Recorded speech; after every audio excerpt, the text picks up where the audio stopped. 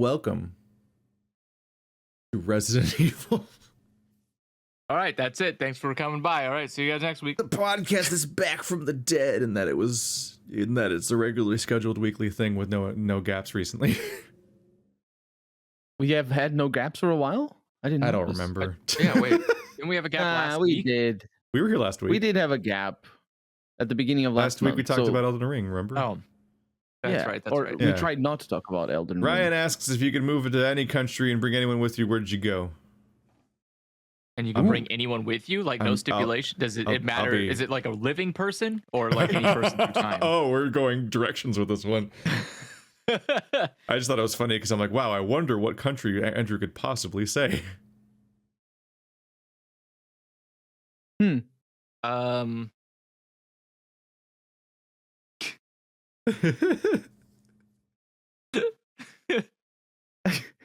say is the a really thing, say the difficult thing, say the thing, say the thing. Andrew, have a plan? No, I'm sorry. I was thinking of my question of like if it could be anybody in time, and I thought it would be really funny to. You just time paradox somebody. Yeah, I just thought it'd be really funny to take Teddy Roosevelt to like the Middle East because there's just nothing he wants there. Like all the trees are gone. It's just desert everywhere. And he's just like, why? What do I do here? What do you want from me? I hate it here. Like Andrew, if you could move to any country and take anybody in history, alive or dead, you would take Teddy Roosevelt to the Middle East just to torment the dude. I think specifically, I'd probably take him specifically to like, I think.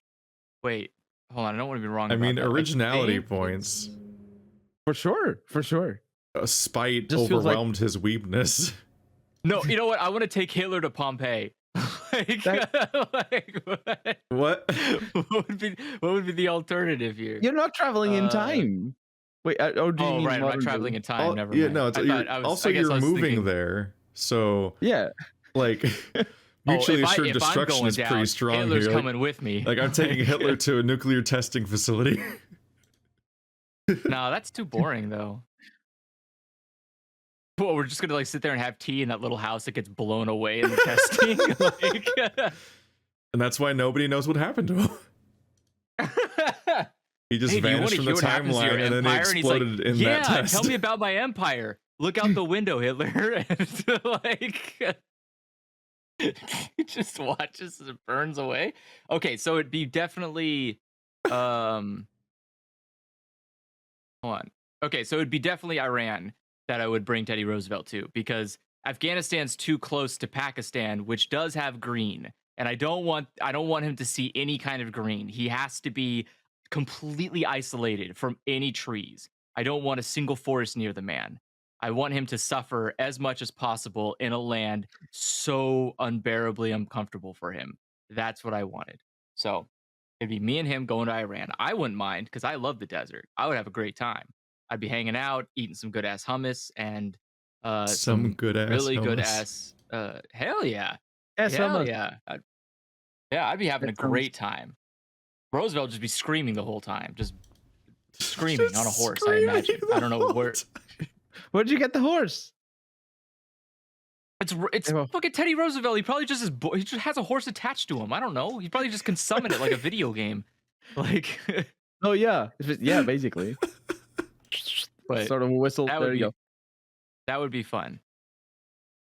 It's kind of funny because you're thinking of the most uncomfortable place for Teddy Roosevelt, and I was thinking of where would be the most comfortable place, and probably like a place with like as much forest as possible, but not too. Oh, I guess north. I could take him to Libya. That's like absolutely nothing. Oh wait, there's one grass. Wait, there's one grass. I wasn't looking at the I don't think Maps? that's real. I think I'm looking at Google Maps, but I think that's an oasis. Like I don't think it's real. I think it's like a mirage that Google Maps. It's a mirage on Google Maps itself. Yeah, I think Google Maps is a mirage. But everything else about this also looks equally as perfect. There's a little bit of green at the top by the ocean, but I'll forgive that because water makes grass grow, and that just happens. But it's not enough for like trees. It looks like it's just grass. Does it? Yeah. Grass? It looks like it's just grass, no trees. So it's fine. Libya is also great. most of the northern Africa is also great, except Morocco. Fuck Morocco. It has too many trees. But everywhere Does it? else, yeah, Morocco's got a bunch of trees at the northern tip of it when it's trying to do a little cute kiss with Spain. Do little Oh. kissy lips with Spain at the top. And And that's too many trees. Medilla and Ceuta, I believe, would be the Yeah, but everywhere else in northern Africa also equally a great choice. And uh yeah, not Chad or Mali though. Chad and Mali also have too much green. Sorry, Chad, Mali. But yeah, everywhere else also looks good. I don't actually know what kind of food they have, so I don't know if I would enjoy it. But I would imagine it's probably pretty good food. If it's, I Unfortunately don't for know, Chad, as long as in Chad, it's not a lot of food. It's an extremely well, it's not impoverished about the country. it's about the quantity. It's about the quality. I don't care how much food I'm getting as long as it's good when I eat it. Here. I mean, hummus I isn't just a lot of food. It's just a snack, but can you survive on hummus alone? I probably could. Why not? A little bit. I mean, Yeah. I don't know. I don't know. If You're it's like well one step balanced. away from a crepe, right? You just like What? maybe Crepe? you put some greens and on the flatbread and roll it up, and there you go. You got a really Hummus unpleasant isn't a crepe. bread. No, I'm saying you could spread the hummus on the flatbread like it was sour or not sour cream. What is it? Not is it sour cream that they put in a crepe? It's butter. If we can put butter Butter. on the bread. Okay. Butter. Whatever you put in a crepe. It's I just don't know like what a that, crepe but is, instead you but put the I hummus in understand. there, What? and then you Yeah. It's roll like a up the pancake. flatbread. Why would you put sour cream in a what? Do people do that? I'm terrified. I don't know what a crepe is or sour cream. What? Oh. Okay, I'm sorry, we got really off track. Realistically, I think I would probably either obviously pick Japan or That's what. Yeah, so that's all I was expecting. I didn't expect to find you have a fucking like blood feud with Roosevelt today. Oh, I might also take Denmark. I might also want to live in Denmark because I think there's enough like the way they structure their cities is very similar in that it feels nice to be in that city. It doesn't feel like the city wants you to leave ASAP, like Oh, every American man. city feels like. One of those Like, European countries. One of those European countries that has cities you can walk in. Yeah. That sounds great. And That'd be I don't know nice. how any of the other ones are. I don't know if like Norway, Sweden, Finland are like that. I just know Denmark is like that, and I would probably appreciate Yeah. that. I don't I know was what kind of thinking- food they have either, but I'm assuming it's good food. And I mean, they're happy in Denmark, so it must not be bad food. The Danish famous for I their would have good to do food. more research, but yeah, there's probably a good country to choose somewhere in there. Portugal, we have cakes and walkable cities. For me, it's like, does the question also include language? Like, do you get to just know the language? Because that's obviously a barricade for a lot of places you could move to. Are you going to deal with like years of not being able to function very well? Well, you just say, I want to move to this country with a translator with me. That's just a personal translator that has nothing else to do all day. Yeah. Want to spend all day just stuck at home? It's fine. A translator will be there. Yeah. I like to imagine the translator isn't with you per se. The translator's like at home Just won't enjoying stop their calling life, them. but always on the Always phone on with call. them. Like you have to always be on the phone with them. Your personal translator that's just sick of your shit. But they have to. They have to. They're contractually obligated. Yeah, You're these are just the reading rules. a menu at a restaurant off to them, and you're like, "What is that?" It's like, dude, they're all sandwiches. They're just different types of sandwiches. Like, I don't know why this is so hard for you. Like, Why It's they like call you- it different things? Like you want a lifetime supply and you're taking it very seriously. Yeah. I was thinking a Nordic country as well, but just for the forest. I'm not a big city person. And I just want like a cabin in the woods sort of thing. And as long as there's hot water and not a lot of snow, I'm good to go. what would be good So- for that? What is a northern European country that has like a lot of land to base ratio? Like, I feel like a lot of, Well, Sweden at is least good my for that. impression. Is it? Well, Sweden- Sweden also has a yeah. lot of mountains, though, right? Like, that's kind of, you're also Yeah, pushing yeah. into some pretty rough territory here. You're like going into the mountain man level. but it's yeah, it's just an enormous country for only 10 million people. So there's a lot. I mean, at the end of the day, any country is like that. As long as you find a place, like even the United States, I'm sure has a lovely place by a forest with hot water and not a lot of snow. So, Not a yeah, lot of that's snow. actually yeah. Not a lot The of thing snow is is, pretty tough. really, oh, that's okay. I mean, Well, it depends on like unless you're like really okay with absolutely nothing, because you can go to like I don't know Wyoming, where there's nothing. It's just flat all the way through. Yeah, but I'm okay with that. The problem is the internet situation. So in the US, that might well, be then an you issue. can't live in the United States anywhere. I don't know Yeah. what you're expecting here. In Sweden, it's yeah. like magic. They have all the internet in Sweden. It's incredible. But the thing is, like even the premise of going to a country is kind of complicated because, like you can probably find in most countries the same thing that you're looking for in any other country, unless you're there for being close to certain like I don't know landmarks or certain people in particular. Like I personally see any country as I'm fine as long. I mean, it's the things that I have access to. That's what matters, and also temperature. That don't get very hot or very cold. It's okay, but hot don't. I'm okay with not too hot because there comes a time where you can't take any more clothes off because there's no more. I don't even know why you would take clothes off in the first place. Because not everybody has air conditioning, like the Americans that have air conditioning everywhere, including in middle of winter, because their heating is so powerful that they need air conditioning to offset the heating. What are you talking about? I was perfectly fine. I stayed in an Airbnb in Dubai that did not have air conditioning that worked. Did you just say we use air conditioning to offset our heaters?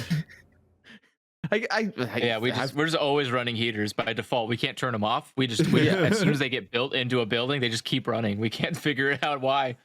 On full tilt, and then just aircon up and aircon down. That's just how it goes.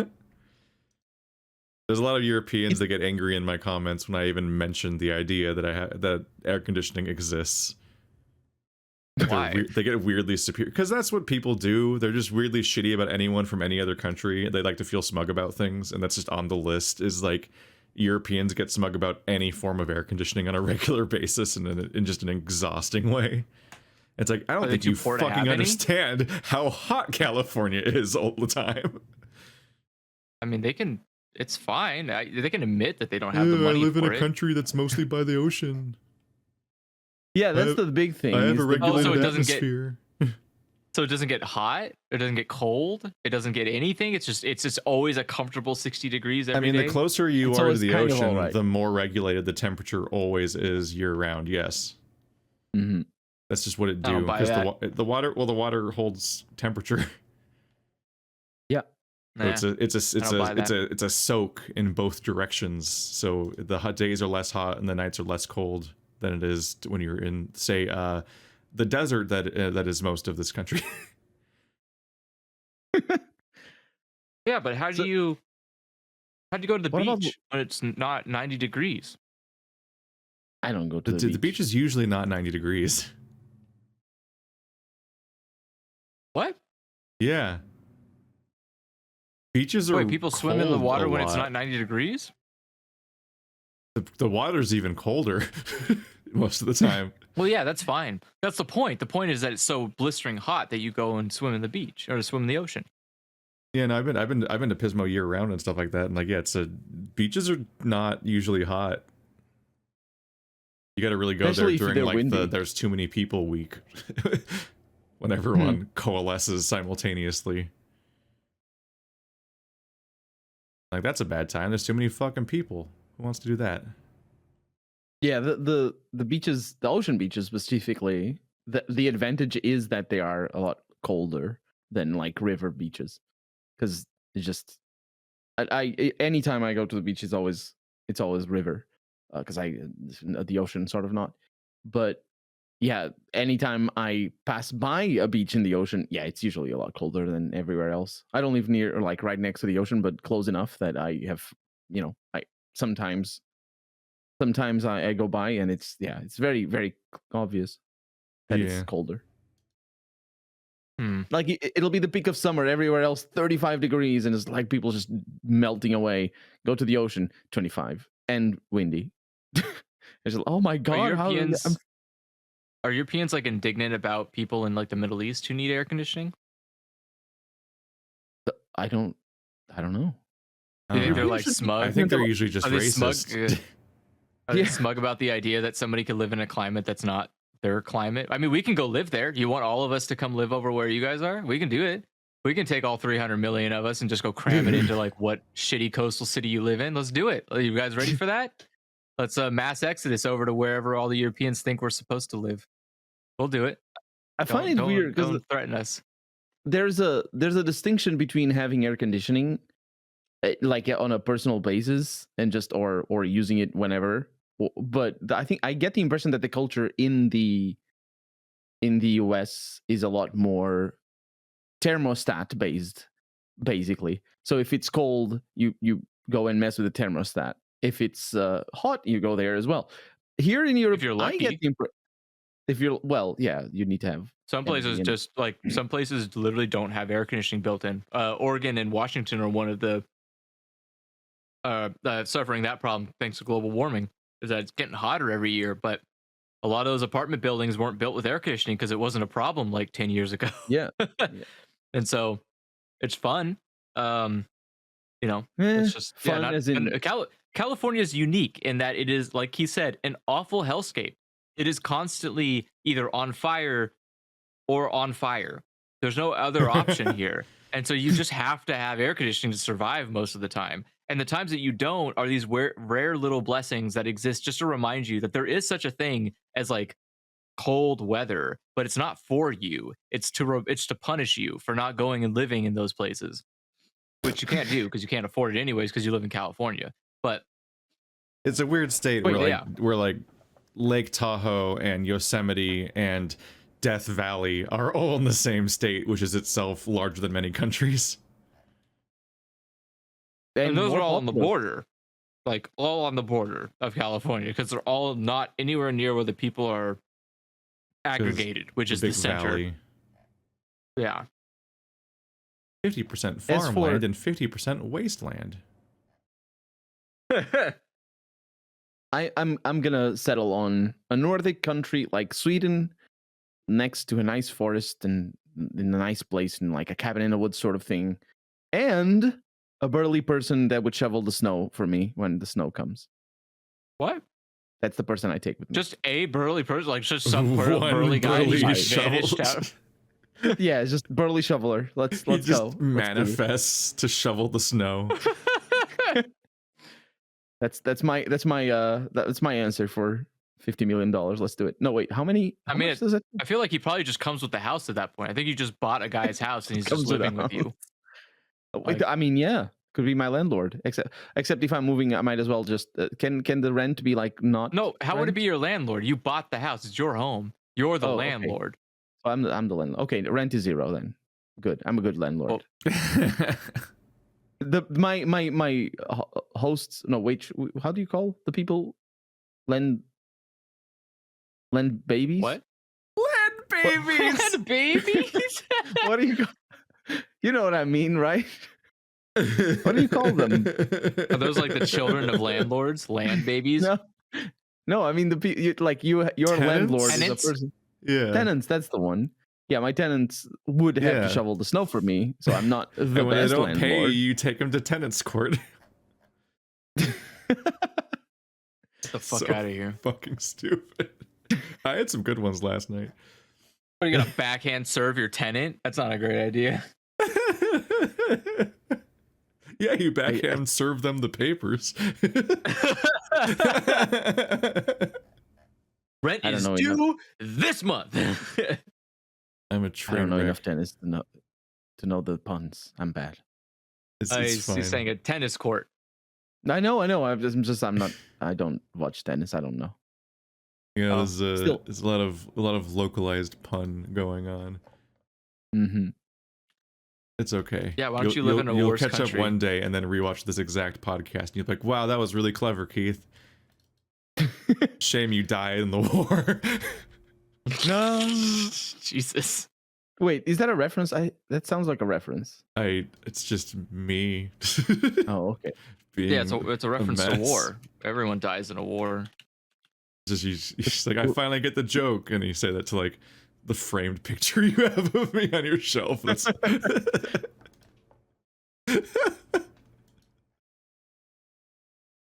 This went places. yeah. I don't really have an answer. So you don't. Oh. What? Like you asked this question, but you don't have an answer. Nah, well, it was like a month old, and I was like, I should ask this question. I don't really know how else to start this podcast. Let's just ask this question, and then I did. Boom, podcast fucking started. Now I don't think about moving very much because I don't like it's weird to think about like cutting ties with most people I know because I've lived in the same basic region for my entire life so far. So that's like I don't think about it as an option that much. Yeah. But that is the in trap the they try to perfect get world, you into. Magically, all of my acquaintances and friends and whatnot all like move to like one block of a city or a town somewhere, and then it's just like, haha, distance is gone. And that's like, and it's like in one of those, it's like a fantastic progressive country that like you can walk around in, so you can like walk from your house to like a place to eat, and also they have like a version of prison that is like about rehabilitation instead of just punishment and so on. There's like 2 or 3 like European countries that I'm describing unintelligently right now. Like I've heard of them. I just don't really remember things in those details usually. Because that's the mess I like the idea am. that it has to have a reformation prison. Like it I mean, there's like I mean, it's indicative of other things. I wondered if my shoveler person would be one from a reformation prison. There's just a lot of what? There's a lot of places that are just less of a backwards hellscape than our country currently is, and it's just getting somehow worse. It's just I think you're just jealous that we're running it so efficiently that people don't want to live here anymore. Yeah. The news The news is not good all the time. Well, holy shit. To be fair, the news is not great universally, it seems. Everyone's kind of suffering with their own little microcosm of what appears to be everyone apathetically given up. Biden is like, hold my beer. Let's see how much I can let things get worse as the supposed. The fact that he was ever like, I'm the most progressive president in the history of the or candidate. I don't think he said that. He just specifically. He had everybody else say that. For him. Specifically. Here's the really important part of the sentence. Actually, was that it wasn't that he was the most progressive president. It's that he was the most progressive candidate. He had the most progressive platform, which is also known as lies. Because they never have the most progressive platform. Fucking never do any of the things they claim they're gonna do. I mean, that's just that. If you're in lockstep with everybody else on that, but more progressive in other things on paper, that makes you the most progressive candidate, apparently. On paper, but also isn't socialism also progressive? I mean, the standard for most progressive president candidate is incredibly low if you only count the people who are actually in the vote at the end, and not like the earlier people like Bernie and so on that never make it to the actual final vote. Yeah. Well, Bernie has never been a candidate for president. Just between. He's only been a president for the nominee. I thought it was just. Yeah, it's just the nominee. Candidate for the nominee. Yeah. Oh, you mean sorry, you mean between the two available options. That's the incredibly specific semantic tightrope they're walking when they claim this. Jesus Christ! I think so technically Dick Cheney is more progressive than Trump. Like, what the fuck? You can't say that. Like, yeah. Jesus Christ! Like, that's I don't know. Sure, I guess I think even Mitch McConnell is technically more progressive than Trump is. Which, like, that doesn't make him a good candidate. No, he is. Like, yeah. Mitch McConnell wouldn't. I think so. I think Mitch McConnell would literally not become an authoritarian, a dictator. I think he would just hang out there and not do anything all day, like he does in his current position. Biden does. Yeah, these are depressing distinctions to draw. It's not that Biden doesn't do anything all day. He's busy napping, so he can be ready to say things to people and then go back to nap. Napping is important. It doesn't matter. I had a nap today. It was good. Naps are great, but I here's never the nap. thing: is that naps are evil. You know who do not need naps? People who sleep enough during the night. That is, yes. I just believe. commit. If anything's going wrong with my day, it's like that's it. We're just gonna power through until it's time to sleep again, because naps will somehow make everything worse. They always do. Naps are great. You should always be taking naps. My You should life be has taking not naps instead of working. been improved by nap ever. Naps are that is one of people don't understand. When you're working from home, you have a luxury of napping whenever you want, and that is a power. I have the luxury of laying in bed for 3 hours thinking I'll take a nap, and then not accomplishing that for 3 hours, and then being like, well, there's 3 hours. That's not taking a nap. Taking a nap is when you're ready. Your I body is ready that to skill take a nap. yet. I guess I need more levels in the tree. Probably. When I go and lay in a bed, there's two things I think about.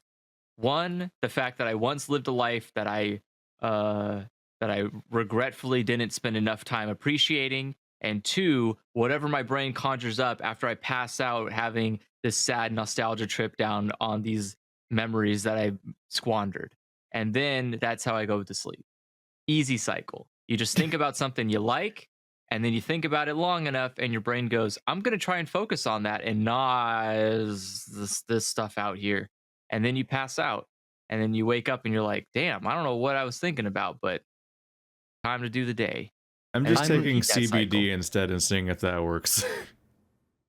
Good luck. Are you taking it, or are you taking it through pill? Are you smoking it? Are you? No, it's like rubbing it on your skin. No, it's a hot chocolate mix. Okay, so you're doing like an edible. Yeah, it's a hot chocolate CBD mix. I'm like, please fix me.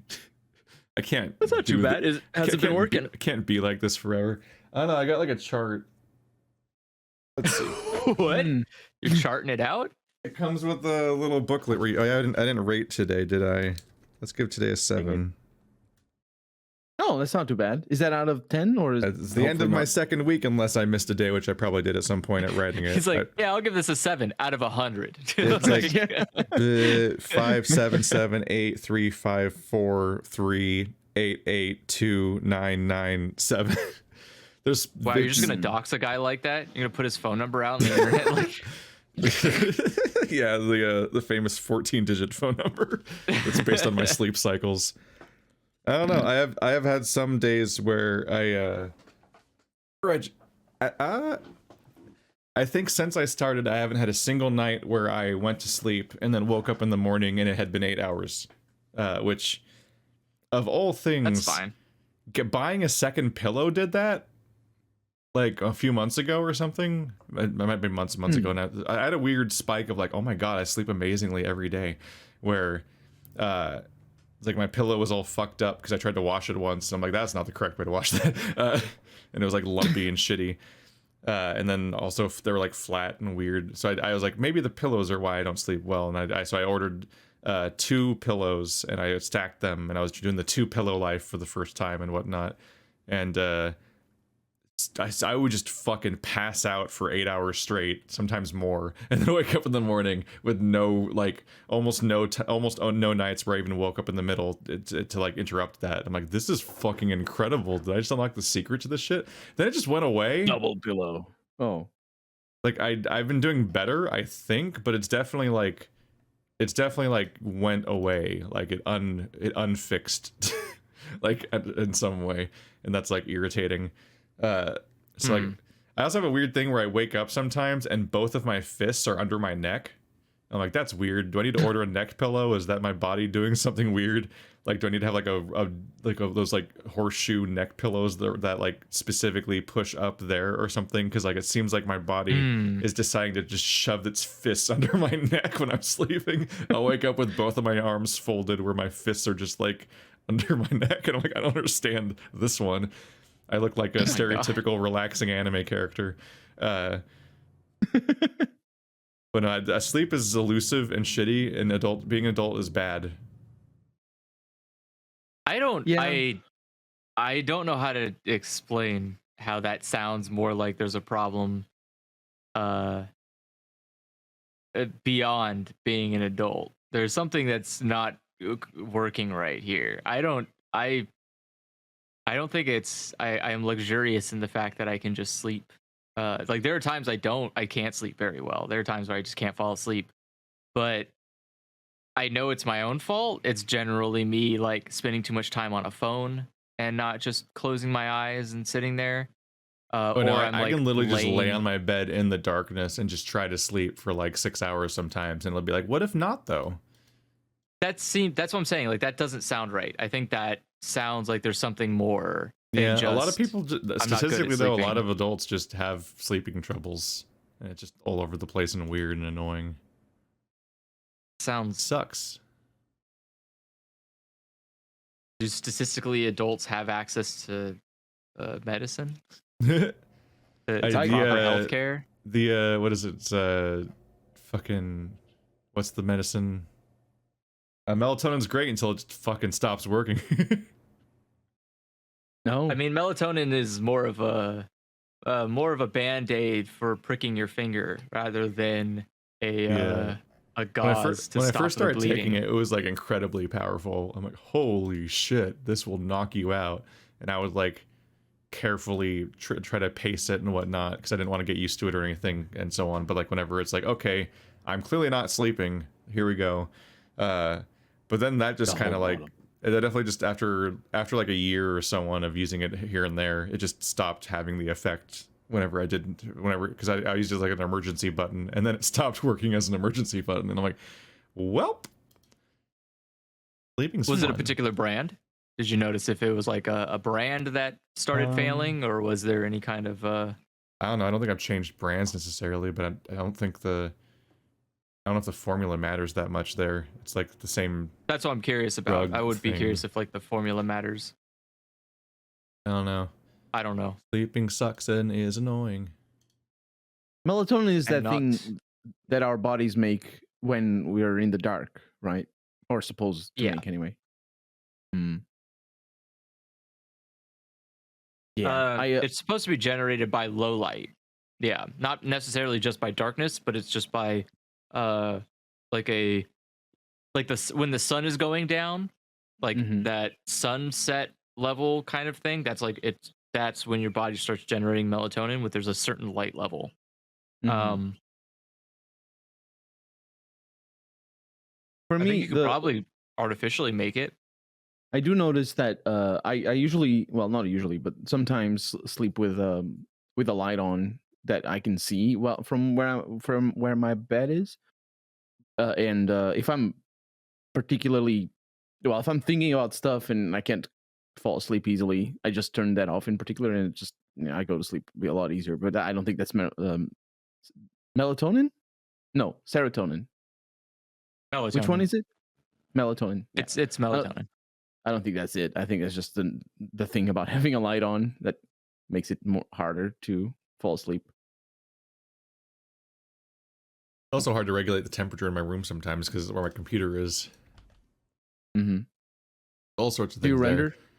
Do you render? I'm trying not to render at night, which is somewhat easier by the fact that I do need to like open my door and like set up a fan and like try to like re-regulate the temperature of the room for like an hour or so before I try to sleep, hopefully, which doesn't always work. But the more I work on essay scripts, the more I have this window where I can be like rendering in the morning instead of overnight because I'm not going to be recording because that's the main thing is I just have to not be recording. But it's just a whole thing. But I don't know. I keep coming up with different answers to potentially change things, and then sometimes it feels like something works for a while, so I think the thing that I thought was the solution, and then it just isn't. So that's a fun game. I had a groove for a while where nobody was around in the evenings, so I would just go downstairs and go on the smart TV that has all these subscription services hooked up to it, and I would just like be like, all right, let's catch up on all these Disney and Pixar 3D films that I haven't caught up on for like.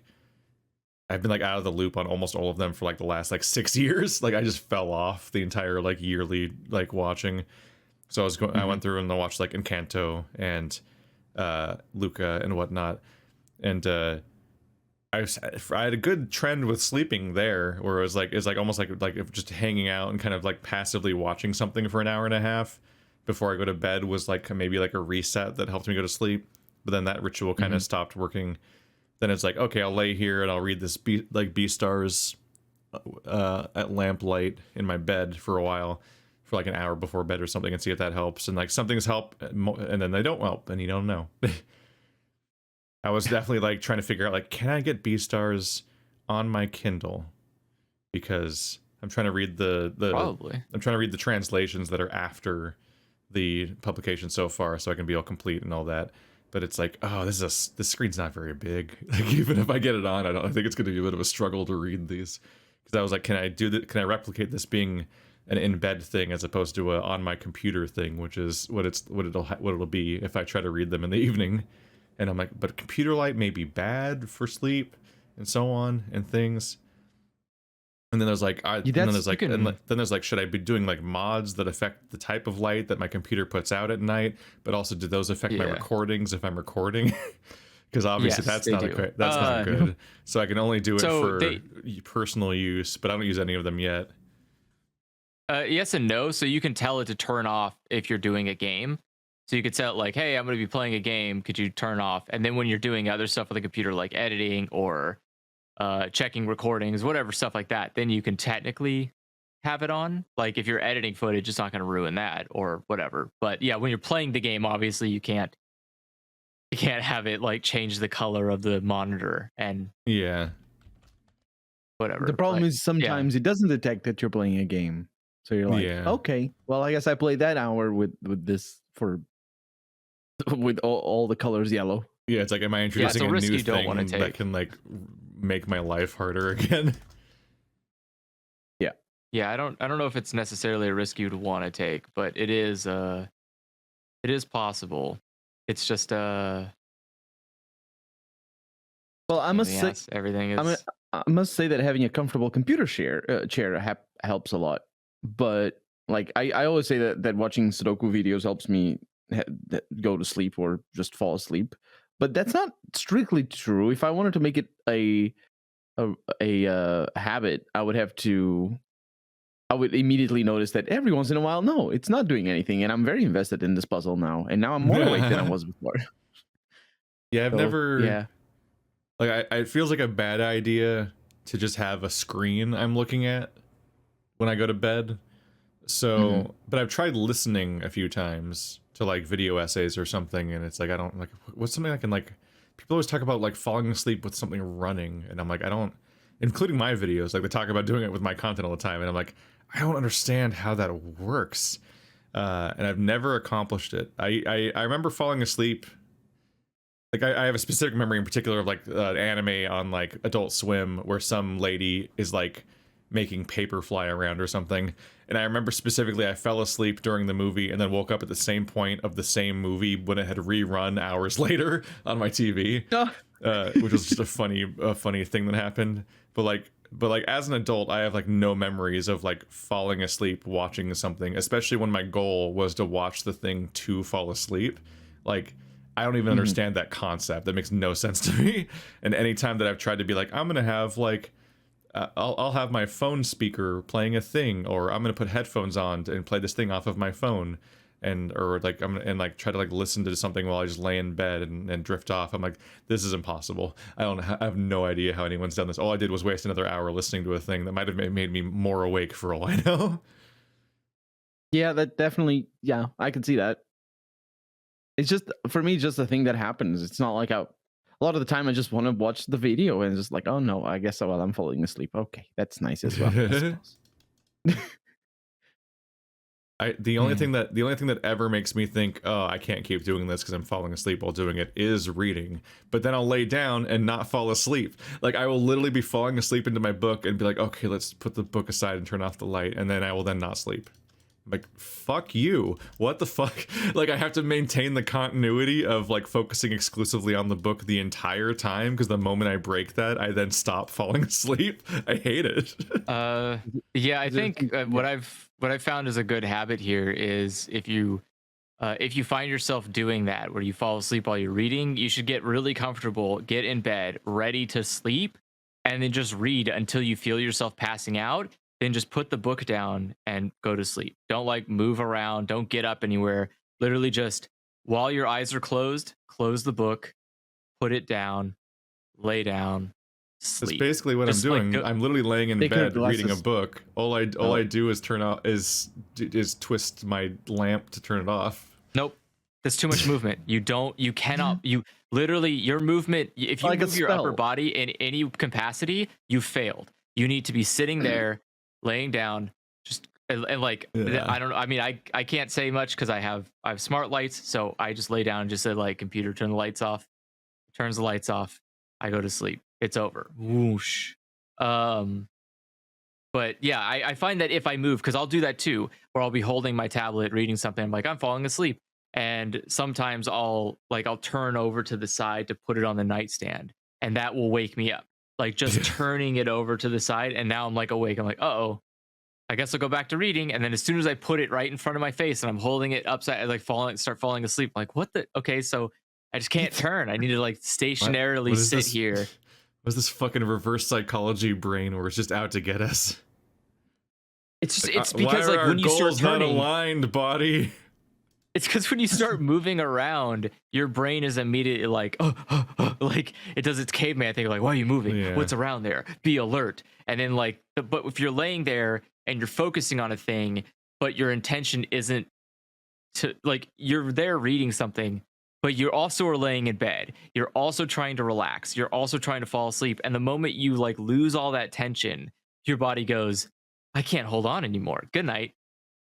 Yeah, But if I'm you also have just any, like- always anxious and Yeah. always thinking and always have plans and I'm always thinking about the things that I'm working That's- on and always have more Yeah. ideas. And then it's like, here's more ideas in the middle of the night. What if I work this problem at fucking 3 a.m. instead of sleeping? It's like, that's not what I want to do right now. I was like, yeah, but I'm going to do it. I'm going to think about Sounds this definitely thing like instead. something you shouldn't be doing. You can't control that. You can't control it. Your Yeah, you mind is can. just, your mind is just like, fuck you. We're thinking about this all night instead of that. Here's That my is a very strong contender for why What it's about important embarrassing to high school have- memories instead of sleep? I'm like, can you not? here's my proposal. It isn't the fact that you're thinking. CBD. It isn't the fact that you're drugs. How about if it isn't the fact that you're thinking about all this stuff when you're trying to fall asleep that is preventing you from falling asleep? What if it's because you can't fall asleep that is the reason why you're thinking about all this stuff? Uh-huh. See? I think it's the I think it's the thinking about the stuff that's why I can't fall asleep. I think that's a consequence. I don't think it's a consequence. I think it's the cause. Damn. I mean, for sure, if you have a lot going on, and if you're like worried about what you're gonna do next in the next few days or maybe next morning, or if you have plans or stuff, like, yeah, that definitely can. You're saying you don't just go through life being stressed every day? But the thing is, even About when I'm everything stressed, all the time. Damn. sometimes, sometimes. But even when I'm stressed, I still like I don't see that as I don't see that in me anyway. I don't see that reflected in how easy I fall asleep. I could be like, okay, tomorrow morning I have this huge interview, and it did happen when I was having important there's interviews for nothing work. more fucked than having a deadline for sleeping. That's it. Game over. I'm not sleeping. I need to wake up at this time and look at the time ticking away of how much time I have to sleep. Wow, it sure gets smaller every second, doesn't it? Yeah, I mean, yeah. Sounds- Yeah. I'm sure there's a lot of people who are indeed very, very tired all the time and don't have deadlines and still can't fall asleep. But a large part of insomnia being a pain in the ass is because we have to wake up in a certain time in the morning for stuff. Because otherwise you just go, I mean, at least I did that a few times. I just can't fall asleep. I guess it's 3 a.m. That's not a problem. Let's go watch somebody play some games or watch some Sudoku videos. I always Sudoku. I don't know. Seems like there's like a whole he's, part of you we discovered during Escape Simulator. No, this time I'm just. You were all like, I know all the meta rules and stuff. You're like, I thought they were I know making all the meta rules. When we went in, I thought they were making all the things up for those games. I didn't even know they were like things people knew about. They're like, oh yes, the Cheshire variant. I know, I'm familiar. I don't actually think that exists. No, I just said a random word. Got you, Keith. He knows you're not on. He's on to you. He knows that you don't know anything about Sudoku. It's because I don't remember any of the actual names because they just sound like made up shit. Which I guess everything is. Weird. It is Sudoku. Yeah. There's nothing more made up. There's nothing more made up than Sudoku. Fucking print that on a shirt. I'm not enough of a nerd to know why they're named the way they are. At least most of them. Things like the X-wing or the bent triple. I guess the bent triple makes sense, but there's one that's like the finned skyscraper. I think it's called finned skyscraper. I think it is. That's what it's called. I don't remember. Either way, the names like these, they don't make any sense. But people call them that, and that's how names do. Do people call it that? Yes. It doesn't mean that the century started on the 2000. Didn't mean that. What? Are you okay? Yeah. You just glitch a little bit. It's one of my pet peeves. We're losing Colonel. What you were just saying. Oh, it's Colonel having opinions about when decades start. I remember this from back when that was relevant 2 years ago. It's an opinion in that you think that it matters. Apparently, he thinks it's a fact. Look, centuries come first. I think it's more important. You already disproved yourself. I didn't. You said 1 second ago that the thing that people call it is what it is, and everyone calls it the other way. So your thing's wrong. That's me. Sorry, that's me being ironic. Sometimes being pedantic is wrong anyway, because actually the semantics are so proven by habit and pattern that they actually are true now. Sometimes that is the case. You're right. Yeah, when you feel like admitting it. This is correct, but only when it matches my opinion. Mm-hmm. I don't like this conversation because I'm in it. Wait, this isn't the picture. That's not what you mean. It's like I'm running the B-Stars thing, and there's the constant back and forth of like, what's queer coding and what's queer baiting, and it's always like, I saw a post that somebody wrote that was exactly this thought, where it's like, it's queer baiting when I don't like that anime, and it's queer coding when I do. It's like there's enough overlap in certain definitions that people will just pick the one that's more flattering to their current opinions of the quality of the things that they like. Yeah. It's incredibly human. Mm-hmm. Makes sense. So you say. But I'm on to you. On what? The difference... I don't know. I was just trying to fill space after a decade of Let's Play experience. I didn't expect you to call me out on it. There has to be some conspiracy to why you start doing these, what's it called? Video essays. Yeah, it's the part where I expressed interest in them for like 5 years, but said, I don't have time for that though. And then I just did it anyway. And now you're having a podcast where you complain about how lack of sleep happens because you're doing that was already happening. It's just also happening now. Okay. See, this is what I mean. Like, sometimes it isn't the cause. It's just Andrew will remember the time he and Effie were like in my voice chat while I was playing Death Stranding, because I just was streaming. Like, I was like, fuck it, today's fucked. I couldn't sleep. I'm just gonna play Death Stranding post game completion bullshit for the day.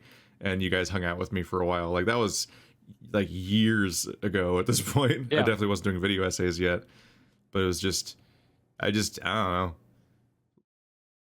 25 or something. I don't know. There was some year where I just like, what if sleep stopped being a thing you could rely on? That sounds like a fun challenge run. This roguelike. I like the idea that you're like, I could just, that'd be fun to just end. I wonder doing, what the bonus was I got my body for taking on that fucking challenge mode. I get the impression that there's a lot of listeners right now being like, yes, hard relate. Oh, but also a lot I of see kids, this shit everywhere. And then a there's lot the of kids people just that being don't like, relate, yeah, because they don't understand. They're like, "Why don't you just try Yeah. not doing the bad?" It's like when you get advice about how to lose weight from skinny people and that have never had weight before, and it's like you have no perspective about how any of this has ever worked. And it's like trying to explain to people sleep problems if they don't have any, and they're like, "All right, this is not a productive conversation." I mean, have you just tried not eating food ever again? Funnily enough, yoga is an answer to both things. Yeah. Yoga's an answer to pretty much anything. You'll find that there's like, oh man, my stomach's upset. Have you tried yoga? Did you know that like stretching your body in a certain way could ease the pain in your stomach? Yeah, yoga Gut. aligns like gut. all my bullshit. They always use like slightly medical terms, but not fully medical terms. Because if you say stomach, plausible deniability. yeah. Yeah, like the up dog position. Why? That So fucking stupid. Wait. why is it You so dare fucking criticize me? You're gonna up dog? I thought it might work. All right, it was a really spark a genius moment right there. I mean, there was a very. I mean, I paused for just long enough to see if Colonel would then ask, because there was a risk. No, there isn't. That's up dog. Everybody knows up dog. There's always a risk. People fall for it. Also, it's definitely. I have to admit, it's a little clever because of downward dog being one of the poses. Wait, downward. Oh, that's what I was. Yeah, downward missing. dog's actually one of the poses. Downward dog That's is what I real, was so missing. upward dog could be a thing. There we go. I knew there was something else. I mean, it might even be one. I don't know. Maybe upward dog is a fucking yoga pose, which makes it even funnier. I'm just saying. Nah, I up dog can't is be a at stroke fault here. technique. I think I did a great thing. I'm sure you're proud of yourself. Of For the up course. dog? If I wasn't, that would be Then, like, why just such a- bother? That was the only goal. yeah. No one else is going to be happy with that. Exactly. What a failure that would have been. Sometimes you just say a joke and you're just like, man, even I hate that. Why did that have to happen to me via me? Don't say it. Just keep it all in your head. That's what I do. No You can't, filter. like- Just go. But if you do, though, like I will say the silliest crap Yes. if I say it out loud, and I think it's funny. But I can say like the brainiest of jokes in my head and be like, not good enough. But then No. I spout out the nonsense. It's funny. That's good. I like that. It's the just payoff is so good though when you say the dumbest shit and then it just and then people it just works and you don't know if it's gonna work if you wait, like, because then you lose the moment. So you just fucking go and then you just like throw everything at the wall and like eventually like enough of it works that it's worth it, or you lose your job and nobody watches your content. I don't know. One of those two happens. God. Who could be stressed at a thing where you perform live every day on a whim and you're just like, hope I don't forget how. Isn't it a dream though? You don't have to do anything. It's such an easy job. Yeah, Yeah, just playing games, having fun. Although there's all a day. security in preparation. Yeah, it's true. It's The thing very about interesting forgetting, being able to like just sit there and think very closely about every way that you phrase everything in like a big long script, as opposed to just being like, so let's just go. And then it's like, wow, I recorded like 5 hours of content today again. I can remember 3 minutes of it. the last. Hope 3 it was minutes. good. Well, it's partly self-selection from the audience for sure, because people watch our stuff because they like watching our stuff. So as long as we keep making stuff, it is going to be ours, and hopefully they'll keep liking it. Yeah. Now, of course, there's ups and downs, but that self-selection is really powerful. But and that's why, like you say, hopefully I don't forget to know how to make it. Yeah. I think on a certain level, I understand that fear. I just don't understand that fear, in a way. Well, it's the imposter What? syndrome.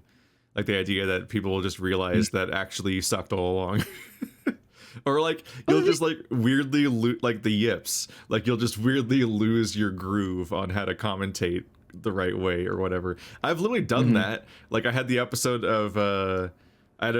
of Mario Galaxy recently where it was like, yeah, I guess this will be my only episode I record today because this isn't working. Like I can't unmake the progress I've made, so I guess this video is just gonna happen. But like this is like, I'm not in like the mood that I'm in all these other Mario videos. And sometimes you like, there's like a headspace thing of like you're in like a certain like a feeling, like you're either like, oh yeah, let's go, I'm energetic and I'm ready to go, versus like you're in a funk where it's like, I don't know if I'm up to like recording right now or whatever. And like some days you kind of feel not quite ready for hours until you just kind of say fuck it and just start, and then you kind of like fall right into your groove somehow despite not thinking you would. But then the other times you can be like, nope, didn't happen. it just didn't. Whoops. I get. I think that depends a lot with the game as well, and I can imagine Super Mario Galaxy might be one of the games that might be harder to record because it's at the same time. It's probably equal measure challenging for the brain and also fill up. Well, we're just saying things while I'm just doing things. So it's like part podcast, part you having a hell of a time or a difficult time doing something. Is it going to be up yet by the time I do? Oh yeah, tomorrow. Yeah, okay. I can talk about this. I started. The games are so all over the place from game to game, and it's like sometimes you're playing a puzzle game where it's just like, in some ways I almost don't commentate. I'm just saying my thought process at the most, and just kind of like hanging out. And then in like in platformers, there's a weird element of like they're so devoid of narrative content and context. It's just a bunch of fucking random bullshit floating in the sky and whatnot, like in Mario Galaxy, that it's like I just kind of weirdly live reacting to my own fuck ups in the platforming, and then sometimes kind of podcasting a little bit and not knowing exactly the balance. But but certain games are great, like a game like Myst or Outer Wilds. You're perpetually trying to unpack the world, and that always gives you something to talk about. And like Disco Elysium is obviously a very thought-provoking game. And like I'm playing Forgotten City right now. For the next Patreon game. Oh, nice! Did that win? That's why I had to double check real quick. And I am just arguing with that game, like continuously. Like every conversation, whenever there's a break to talk, I just start arguing with the game for a bit, and it's just really fun, and like that keeps me really engaged. It gives me a lot to talk about and so on. But other times it's like, yeah, like what do I do right now? I feel really at a loss when it's like I have an appreciation for walking simulators as a concept, but a lot of the slow plotting walking simulatory narrating dialogue heavy or like voiceover heavy experiences, I often don't want to let's play because I get really sleepy when I'm doing them, and and also like a lot of like side scrolling like cinematic, like Grease, which is spelled Gris, like that's very slow platformy beautiful game that a lot of people liked. Like it's just slow enough that I get sleepy playing it, and then I'm like, fuck, I gotta think of something to say now, and it's like, I don't know, man. It's like Journey. It's like a relatively self-explanatory art piece where I feel like I don't have a lot to add while I'm playing it. And it's like, look at the pretty thing that moves very slowly. I'm moving very slowly in a pretty world that's pretty. And it's probably about like loss. And they're going to do the seasons motif again where it's like spring and then it's summer and then it's fall. And well, no, the lowest point happens at winter. Like I play like 6 games like that now. Yeah, my brain was immediately jumping to like 7 different games as you were describing. Yeah, Abzu did the same thing despite being underwater, I think. Like the seasons keep happening, and it's like those are beautiful games, and oftentimes they have really interesting narratives. But unless it has the pacing of like Edith Finch, I get really sleepy trying to commentate them, which only makes the commentating worse and more stressful because I'm like, I'm trying to do a show here, but also like, do I just lazily just let the game be the show for me? Because I don't. It's not it's not that the games aren't deep or whatever, but it's like a lot of them wear a lot of the stuff they're saying on their sleeve enough that I feel like I'm just fucking lazily repeating what the game is saying in some cases, and I just feel like a jackass for trying to commentate it all. As you were describing that, I was thinking of when that has happened to me, and it's not the same, I don't think. But Kingdom Come Deliverance had a lot of moments where I was just going through the countryside and not really accomplishing much. There's a few episodes where it's just mostly going around the countryside, and the like before recording each of those episodes, I knew those episodes were going to be like that. So my cheat is to watch better Let's Players than me, and be like, oh, this look at this person here, super. Oh, look at this, the spirit, the jokes, and that's the attitude, and and that's how I start the episode. So early in my channel, I did that a lot. Well, not with all games, but with many games, I did that. And you can definitely tell, like the first 10 to 15 minutes is me still remembering that spirit, and then the last 15 to 10 minutes is just like, okay. I reset it because I rarely record more than one episode at a time. So yeah, it depends on the game. Again, it's just like some games are easy. Some games is like Mass Effect, and there's always somebody saying nonsense. It's okay, and then there's always somebody saying nice things, and I can say my nonsense at any of those things. So I have always time to feel. Well, I guess the thing with Mass Effect is that I'm doing live, so there's the back and forth with the viewers allows for a little bit of that recharging. We've talked about it before, but yeah, lonely recording of Let's Plays does require that management of your investment, I suppose, in creating something on top of what the game is doing. It's a weird job. Just a weird time in general. Yeah. There are definitely times where I'm like, it'd be nice just to have an editor. Because then I wouldn't have to worry about, like, is this part boring? Is this part gonna... But then I'd have to, like, record more to give them the chance to edit. Or just give them the chance to be like, fuck it, cut 10 minutes out of this episode, and it's just gonna be shorter. Obviously, the editing requires subtraction, generally speaking. But there's I mean the editing in that when you are controlling for, like, this part is like the pacing is bad or whatever. Like, I have an ongoing thing with, like, certain puzzle games where I'm like, I want to edit this down. Like, I've been thinking about this with Escape Simulator. I keep uploading each, like, session as one episode, essentially. And I keep thinking, like, it'd be nice to edit these down pacing-wise, because there's some parts where we just get stuck for a long-ass time. But then people have commented on some of the videos, like, the video skipped the part where you learned this thing or whatever. I'm like, fuck. Because, like, I'm not sitting there and watching the 2-hour session. I'm just remembering live, oh, there's a part over here where we got stuck for a while, and then I try to edit out, like, a chunk of that, and then I fuck it up because I didn't, like, carefully pay attention to all of it. But obviously, like, with hours and hours of content every day, I can't, like, carefully pay perfect attention to, like, editing on that granular level of detail, which is why I try to live edit most of my playthroughs.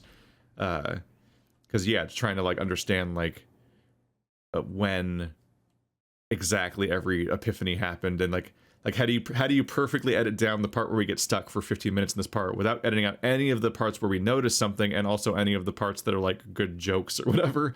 And it's like, it's usually just easier just to fuck it, just throw the whole thing up, just don't think about it. Because trying to edit something out often fucks it up in ways you didn't mean to, because you didn't have the time to pay that close of attention to it. And that's what an editor is for, which I can't afford. So, never mind. I think there's always going to be a symbiotic relationship, though, because one of the solutions to that problem of learning is to, like, you're stuck on a place and you just realize, okay, this is not going to make it. Let's just look around, and you're not even making commentary. You may be recording, but maybe you're not even recording. And then when you figure the solution out, you're like, okay, let's record now. And then you say, hey, I found the solution. It's this. I figured this out. And you explain your thought process and move on from there. You know, that sort of knowing ahead that as you're recording, knowing that the that certain part of your gameplay is not going to make it into the let's play, that is the result of you doing that.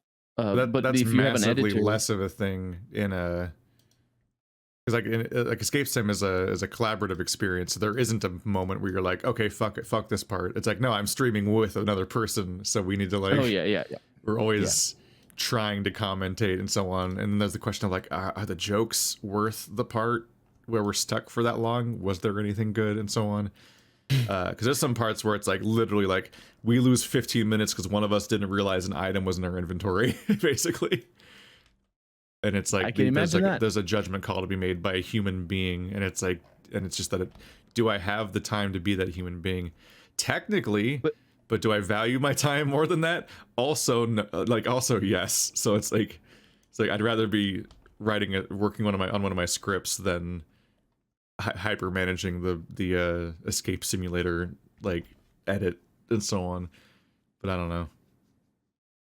I do get the impression that some channels on YouTube that heavily edit their content throw away precisely that, what you're referring to, like the you edit the people complaining that you're editing out your learning process. They throw away the learning process completely, and in favor of more of a storyline, and what comes out, it's like you get the impression that there's so much more stuff there, and there's just like okay, this is the episode that I edited out of like an hour of me saying things on top of playing a game, and now it's 15 minutes or however long. And I noticed that a lot more. Like I don't watch a lot of big channels. I saw like Jacksepticeye, his entire playthrough playthrough of Bloodborne is like it's 4 parts. What? Yeah. It's the entire game in 4 parts. And admittedly, looking at it now, it's the first episode's almost 2 hours long. The second one's over an hour and a half. The third one's almost 2 hours, and then the fourth one's an hour. So it's like it's chunkier than being like 20-30 minute episodes, but those have to be edited down so much. I'm not going to watch Jacksepticeye to find out, but I'm like, whenever I glimpse at a popular channel, I'm like, I get more and more why people are like, oh, I came to you, I like that you still do Let's Plays. That's so fucking retro. like the idea of an episodic front to back playthrough of a game is becoming increasingly niche and like non-existent, to the point where we're the weirdos now. But but if you want to become like 1 million views consistently per episode, you need that. Like, yeah, and you do the bullshit where you open the episode with a spoiler, basically. Like like the thumbnail is basically a spoiler because you make a new thumbnail for every video, and it's always got to be the interesting thing that happened and so on. And the title is caps lock yelling about the thing that happened in the video, and then the first 5 seconds is a weird like spoiler of later in the video that they just show with no context, and then they start the video from the beginning, and then you get confused because like 20 minutes in, suddenly the moment you saw at the beginning happens again, and you're like, oh. Like I've seen that on so many channels, to the point where it's like, oh, this is just a thing people are doing. That's like a way to hook people, but it's formatted so strangely as not even being like a this is gonna happen later moment, that it's like confusing to me. It's like reality TV show editing that people do now.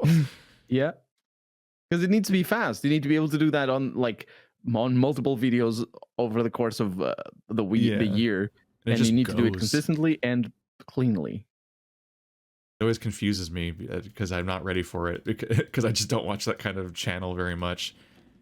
But no, like our entire format is like everyone's just trying to throw it out the window. Like almost everyone that ever did it before just kind of stopped doing it. And it's more like highlight things, and if you do big long full playthroughs of stuff, that's like a streaming thing now. That's what people internalize, that as streaming. Whenever I talk about something taking time, where it's like, oh, I don't think I want to keep doing like that. I don't think I want to do a completionist run through of this series, or do all the like end game grindy, fill the entire map, do all the bonus content thing. I think I'm gonna call it here at the ending or whatever. People are like, oh, go do it on streams, and I'm like, what is we've had this discussion before, but it's like, what does that mean to you? Because like for me, it's like I'm already showing the game. Like a stream doesn't make the game faster in any way. I'm not magically pulling it from my pocket stream dimension where I have more hours in the day. Like I'm already putting the time in. But people reflexively say that because they're used to other channels that do like one highlight video per day, and then they do 1 billion hours of stream content instead on a different platform, and the two never meet. Like I think Splattercat, like his channel's now like entirely Let's Tries, but he also has a Twitch account where he does playthroughs, I think, last I checked. And it's like it's every once in a while. But for me being like already doing playthroughs already, I'm like, streams are just the same thing. Like I think there might be an incentive, or not an incentive, but sort of like an unsaid thing there, where streams are just not as good as Let's Plays. Yeah, they're never going to be as good. And you know, if you don't want to make this completionist run of this particular game because the content isn't very good, go do that on that platform where people are okay with the content not being very good. I think maybe that some people think of it like that, which is legitimate. I agree with that. I'm saying the things that I hate streams. Streams are I mean, they're cool.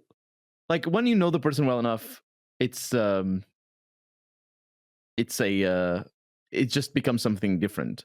Like if you know the game well enough and you know the person well enough, you can join at any time and watch at anything, and it's fine. But I cannot understand, or rather, I can understand the people watching full Let's Plays on stream. It's totally fine. But it's such a much more. It's a horrible format. It's a bad format, yeah, because first off, it requires you to be live to watch it, unless you're like watching in the 2 weeks after. It's very, very obvious that even without any audience participation, viewership is massively higher on like Monster Prom than Final Fantasy 14, because one of those things is part 5 billion of a linear story, and the other one is a pick up and play game that you could just watch that one time and it's fine. Like streams are inherently antithetical to the idea of even doing like a series on something that's you're supposed to like be able to comprehend from front to back. Like our entire viewership of Final Fantasy 14 streams is the people that are participating live in game, but also have the stream open on the other screen. That's like, it's just those 8 people. That's the entire audience for those streams. Yeah, which is also the only reason I keep streaming, is because I'm like, well, then they can't watch if I stop streaming. So I guess I got to keep streaming these. Otherwise, I would have just stopped streaming Final Fantasy 14 because it's so obviously bad for streaming that I would just. Which is weird because it is a popular, like, it is, right? I know a lot of popular but it's a story-driven visual novel experience, basically. Like, I just think the pool of viewers, I think even the like, people that like, I've never watched them, but I think the people that stream the game probably are mostly doing the MMO parts of the game and are interacting with their chat while doing the grinding and the repetitive running of things and fashion shopping and stuff, and not like reading the linear story, which is what we're doing. It's a complicated thing because Twitch also doesn't reinforce like proper game etiquette in a decent way. At least in my experience, it doesn't do that. My 2 best performing games ever, both in terms of viewership and the game that I got most viewership in on Twitch was Pillars of Eternity 1.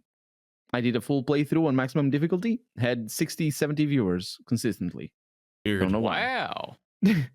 And the other game is Fallout New Vegas, and I got like 50 follows every time I streamed it, and I usually only get like 1 or 2 follows every stream, so I'm really slow streamer. But on Fallout New Vegas, everybody was hyped for it. I was saying hello to everybody all the time, it's madness. It's weird because like. I imagine if I went back and streamed those games, I would get the same viewers. Maybe, but even if there was a thing that I could count on, do I want to do that? Play Pillars of Eternity over and over again and Fallout New Vegas? Like, you get to a point where this isn't Minecraft, this isn't City Skylines. I can't. What can I do? It's just play the same game over. I mean, it's weird. But I don't know. My channel's like defined in many ways by not making smart choices. It's weird because like people will come to like I think I don't remember, I think you might have at some point, but Brian and some other people have definitely come to me looking for advice on how to grow and whatnot.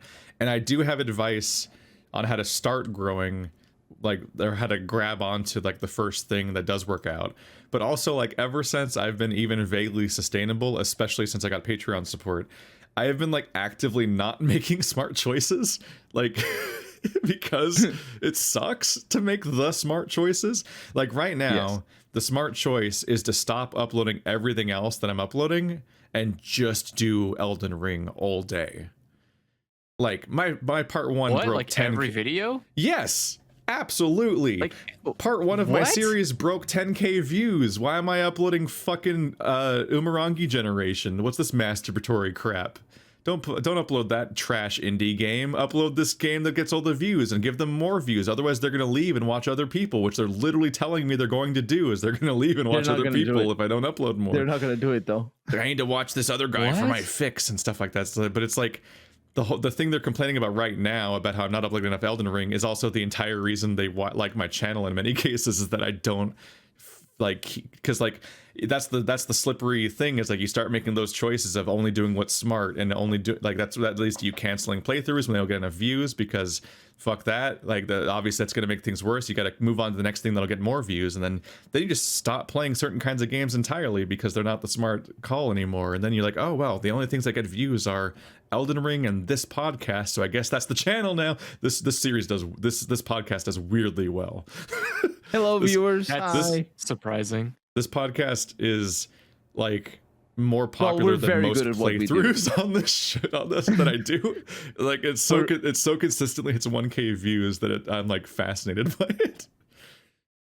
We're very good at what we do. That, I mean, let's not dismiss that. We're very good at Elden Ring. What is it? Elden Ring and dialogue choices. That, I mean, yeah. Did I tell you that I started playing Elden Ring, and god damn it, it's good. It's pretty good. It's a good time. Good. I don't think my opinion's getting better of it the more I play. That's not surprising given your history of being a person. It's also, just, you didn't like Dark Souls 1. You're like, this isn't One Piece. Exactly. That's his fatal flaw. It is missing a lot more anime than I would like. It's no, I don't know. I think my disappointment is mostly in its open world. I fall back to the idea that I don't think that type of game fits as an open world for me, because I don't play open worlds the right way. The way that I play open worlds is I become so incredibly overpowered, and then I can go through and just bonk everything. Like last stream, and last stream I had this problem where I saw everybody in the Discord and they were talking about how hard this boss was, and I looked online and people were talking about how hard this boss was, and like, this is the real skill check of the beginning area, like I know chapter 1 of the story of Elden Ring is like, this is the skill check. I just did it on my first try. I just bonked him over the head a few times and he just died. And like, I think a lot of that stuff is really up in the air, where like people talk about there being walls, but also like the idea of what order you're even supposed to play Elden Ring in is so open that I don't know how, like, and because we're so early, like there's like zero consensus really on like what the play order is or what level you're supposed to be when you get to any places, if there even such a thing, because it's like, it's cartoonishly nonlinear. Like you don't even have to beat the first area's boss to like just leave. Like there aren't like gates that are locked anywhere. I explored like 3 different regions before I ever came back, and I was like, let's deal with some of that early stuff, including like the first area's boss entire area I literally didn't see. I just went past it and didn't see that entire direction until later. Which boss? Which boss is that? Like the region boss, essentially. Yeah, the region boss. Like the Lord Vessel Soul equivalent. Like, right. Go fight Seath and other people. Seath and Nito and Bed of Chaos. Like those kinds of, like there's usually like a there's like the big milestone-y kind of like load-bearing bosses that in these games, and like there's no particular structure to force you to confront them, so you could just like wander around for 200 hours and then be like, maybe I will go there now, or you could literally go straight there, and those are very different experiences, and who the fuck knows what even is the intended one, because you can't tell like what level anyone is. There's no like, it's like incredibly like make what you want of it as an experience. I get a lot of comments that are like, you're fighting this dude, and it's like I guess like thumbs up for sticking through it and doing it under leveled, and it's like, I don't have a concept of the difficulty curve of this game. I don't even know if I'm under leveled or not. And do you really? Who knows? I'm apparently less leveled than you were, but that's a different question. Yeah. So did you fight the tree sentinel? I think the name doesn't. Yeah. It's not very spoilery. Maybe. Maybe. I did. Yes. Mm-hmm. So it's an early boss basically that you can avoid if you want to. And the first time, Keith, the tree sentinel is the gilded guy on the horse. You mean literally the first guy that's outside? Game. Okay. Yeah. The guy, the first thing that everybody experiences when they realize, oh, maybe I'm not very good at Souls games. I literally did. I didn't fight him.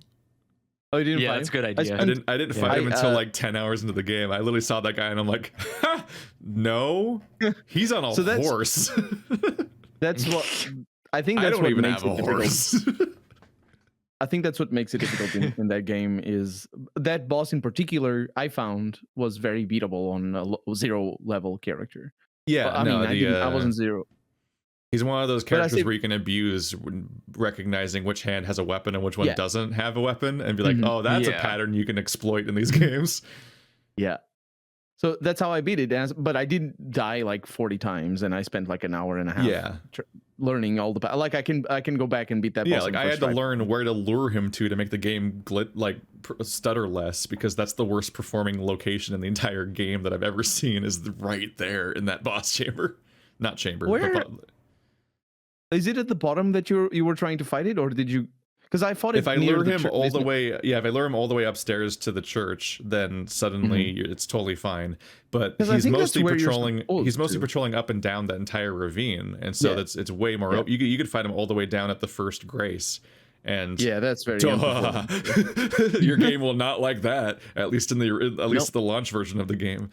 That's why I think we were talking about that last week, that boss specifically, but in vaguer terms. But it's been a week now. We can talk about the first boss a little bit, but like at the time, it was like boss? That's why that's why I was complaining about, like, I can see why the reviews are so negative about the performance of this game, because like, admittedly other people might be having a much worse experience just in general, but even me, as somebody where the whole game runs great except for there and like one stormy place that's a little later, but not very much later, that one spot performs so hilariously poorly that I would also come away with the conclusion that the game doesn't run and that I should refund it immediately and give it a negative review, because there's a time limit for how long you can play before you can refund, and that's a real bad sign. But knowing that the rest of the game was performing fine, I was like, okay, I got to try to lure him somewhere where the game runs better. But what an appalling first boss fight for performance reasons, that I just want to know what went wrong, like behind the scenes, to let that through, because the on-ramping experience is so important. And I know that there's like the on-ramping experience is fucked with a little bit by From Software's love of fucking with you on purpose, but that's not the way they mean. They don't mean that. They don't mean game not work. Must be.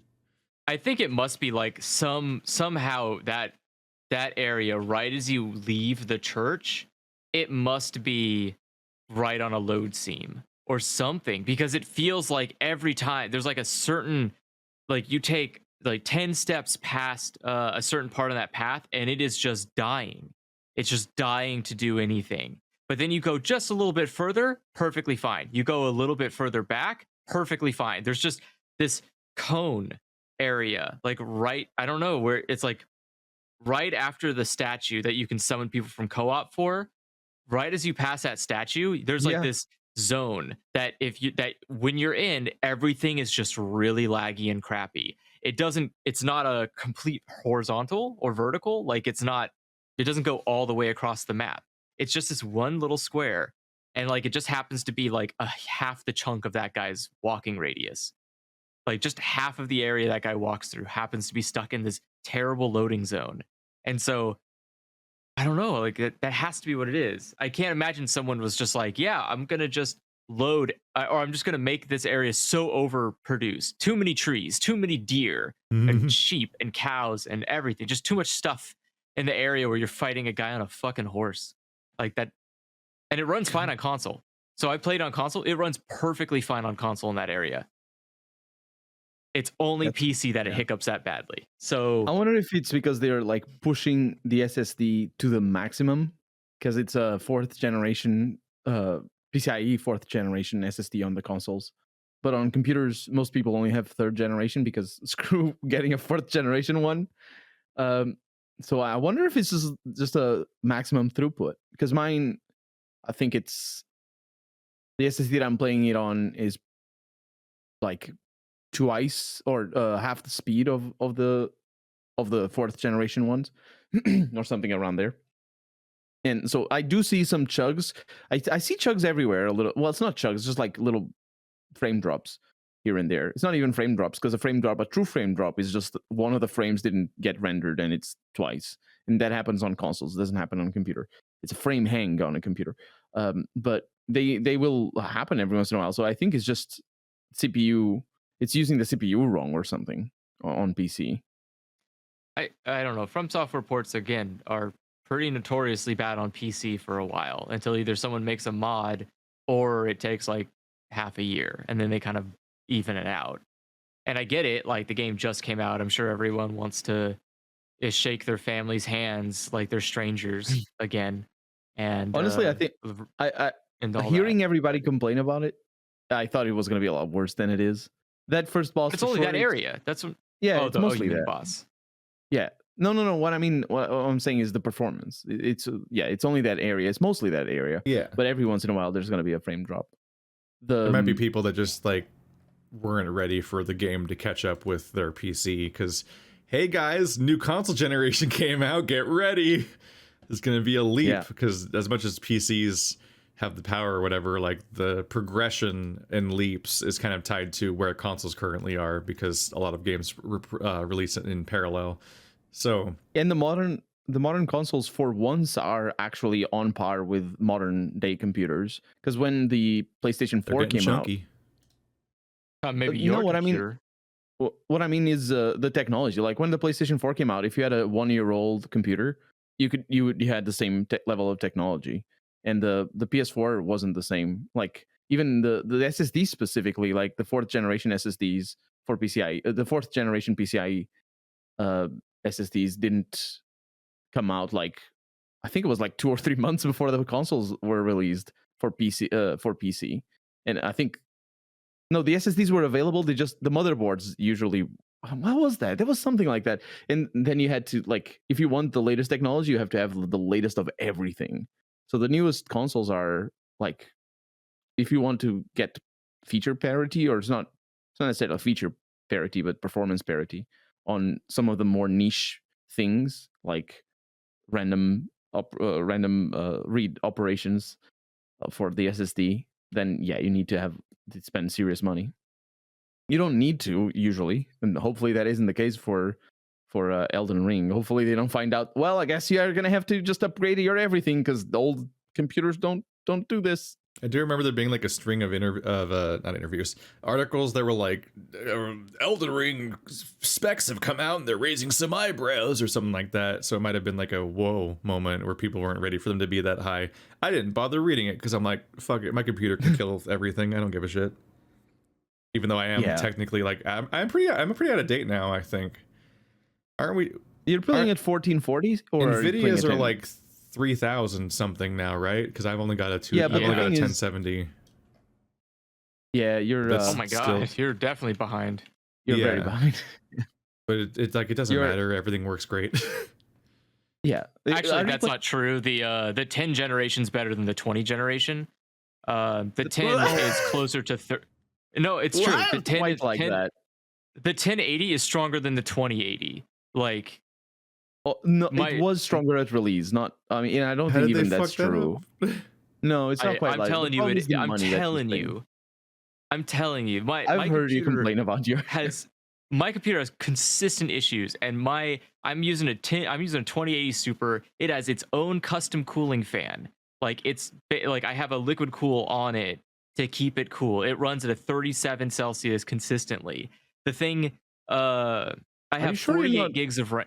I have 48 Are you sure you're gigs not of RAM. overheating your MOFETs and like your power delivery? Because you can have the GPU itself very cool, but if the power CPU, delivery... GPU, RAM, motherboard, all of it runs at least at no higher than 40. But what I'm saying is, like, you can have, if I mean, I'm sure you did the things right, but it is possible to have liquid cooling that only cools the CPU or the GPU, for example. Let's stick with the GPU because that's what we're talking about. But then you don't liquid cool, for example, the memory, or you don't liquid cool the power delivery, which means that I don't liquid cool the memory, but I do liquid cool the CPU and the GPU. And when I say memory, I mean the graphics card memory, like the little chips. Oh yeah. It's a whole case. It's a whole thing. As I said, I'm sure you're doing it right, but yeah. I think I vaguely heard that, like, oh yeah, the 3000s are out or whatever, but then it was also accompanied with like, and they're completely unobtainable. Welcome to the dystopian future of bullshit crypto. And it's like, all right, I'm gonna just tune out. And then it just continued to be not even slightly a problem. So I'm like, okay, whatevs. I can run every game on a high at 60 frames per second while also recording, so nothing matters. I immediately turn every game from beautiful or maximum to high because that's just my default. And also, like, I'll frame lock it if I can, just because I don't like I don't like a game being like, I would like to run at maximum frames. I'm running at 400 frames per second and your computer sounds angry. And I'm like, why? Elden Ring isn't going to do that. Don't do that. So I have a slightly more... I don't like my computer getting angry and loud for frames I'm not even seeing. I love the idea that it's like, I'm going to put a lot of work in. It's like, you fucking won't. Like, get back there. Keep yourself together. Don't overwork yourself. Yeah, 60, relax. I'm solid with that. Stop at 60. Have a chill time. Just relax. I like to think your card is like longer, having a panic attack. I don't think it's gonna work though. It's just sitting there like, I could do 144. Just let me, man. I can do it. Like, I don't know that it's doing much in this particular case. I'm looking at the recommended requirements, and the graphics card recommended is indeed a 1070. And from AMD, it's a Vega 56, which is the one I have. So we're both on the recommended stuff. I have my graphics at maximum, and it's usually at 60 frames, but my UPS just screams because the computer is drawing so much power. It's just like dee all the time, and I need to edit it in What post. is with your people's computers? It's terrifying me when you say that. Like, it's just a living creature now that's in constant pain, and you're like, what are you doing? My computer's close enough to me that I can just hear it when it the fans just kick up all of a sudden, and it's like, here they go. Something something about this moment made it start going. It's like how you might need better fans. That's maybe I've upgraded my fans in the past, and it's like old fans. They are noisier just by being old. It's by virtue of being old. Yeah. I mean, my fans are not old because y'all were there when I got them. I wasn't. No, remember when my computer broke and I had to make a new computer? Like, that was not long ago. I had to like stressfully rebuild my computer over the course of a few days via like occasionally texting you guys and just like hoping I did it right, because I had never done it before from scratch like that, and it was like distressing. I remember. Especially the various stages where I tried turning it on and nothing happened. And I'm like, no. Yeah, I remember more your rants about that particular experience being it is not a good time. It's not fun. It's not fun to be like, you're on one hand, all of the people that are too into it are like, yeah, computers just plug and play these days. And then also it's not fun. Every time you look up any part of the process, they're like, if you do this wrong, it'll brick the whole thing. And it's like, cool, I love these two things next to each other. I love just this nightmare. So I like computer stuff. I follow news and stuff, and I fuck with computers. I'm good, but I also don't think I it's fuck fun. with that. Yeah.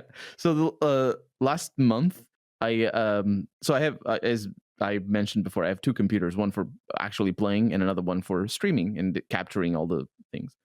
And that one, which was an old i5 Haswell like fourth generation Intel. That one basically the new updates of Windows or whatever just made it was freaking out. It was dropping frames all over the place. And so I was like, okay, I guess it's time to buy a new computer. The thing is, because I didn't buy the latest generations and all that of all the things, and I just bought the best value for money sort of things. When I received the motherboard and I received the CPU, I installed the CPU on, and there's the cooler with a little with the thermal paste on the cooler, and you like smoosh that, and it's like, oh, it's done. Like put it in the case. It's like, oh, let's turn it on, and he turned the computer on, and it doesn't do anything. And I knew it wasn't going to do anything. I was ready. It's calm. It's still, even though I knew it's still a pain in the ass, and I'm going to tell you what happened. It's so what I ended up having to.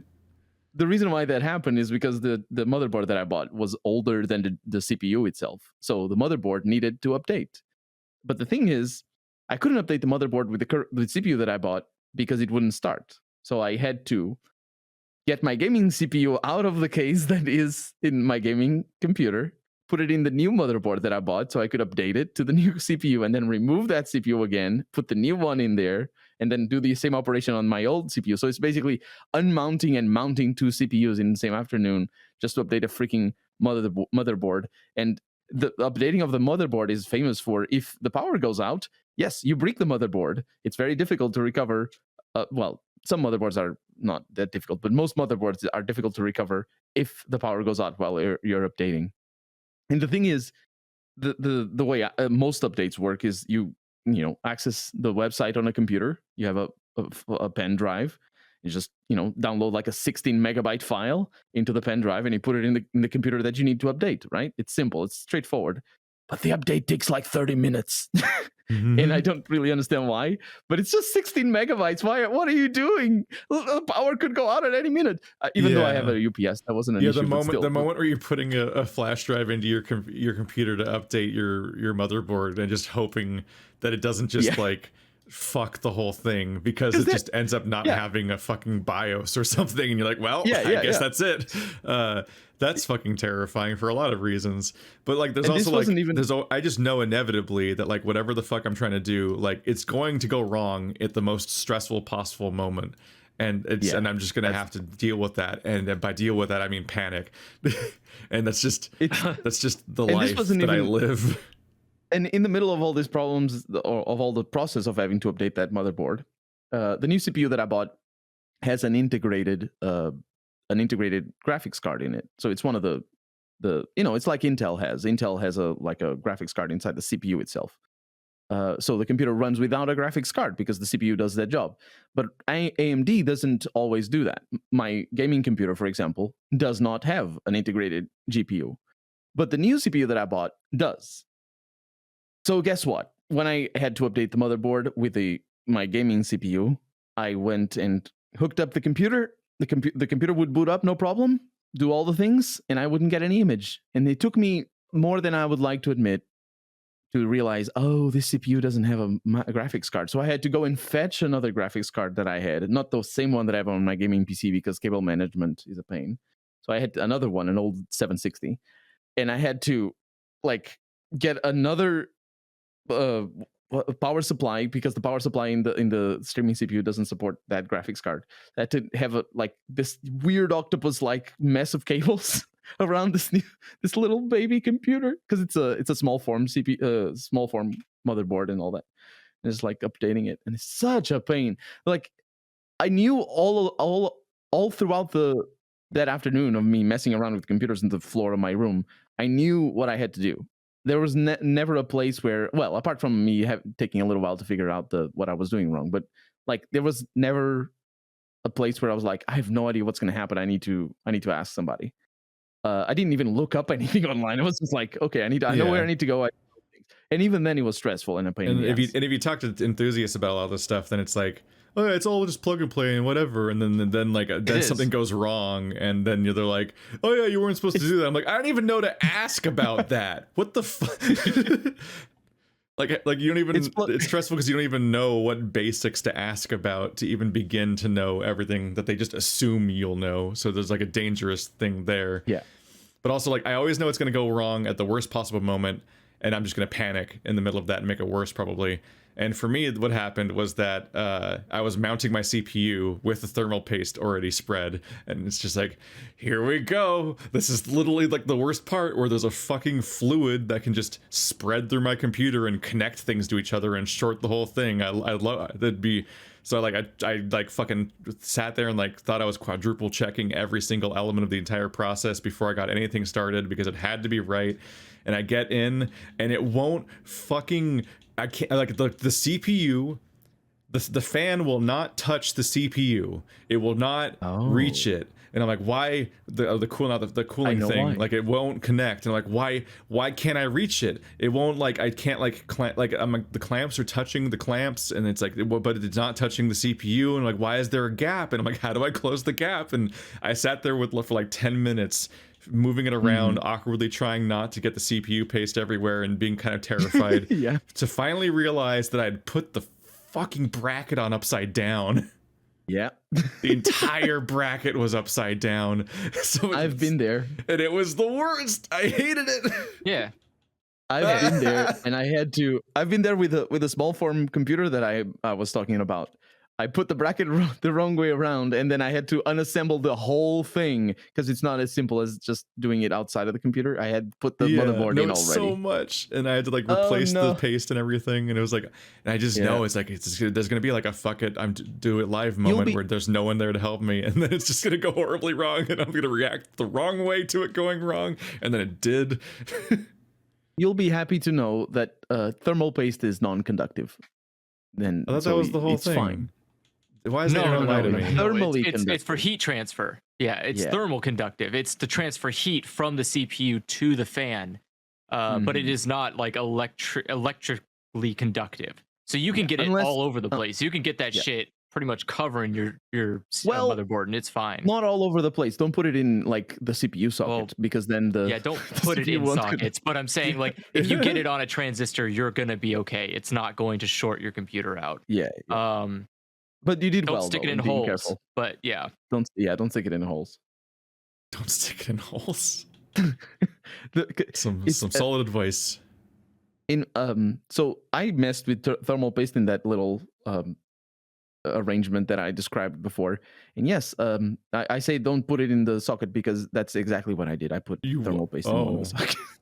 Wait, it was a pain in the ass to remove. I managed to do it. Did you not know?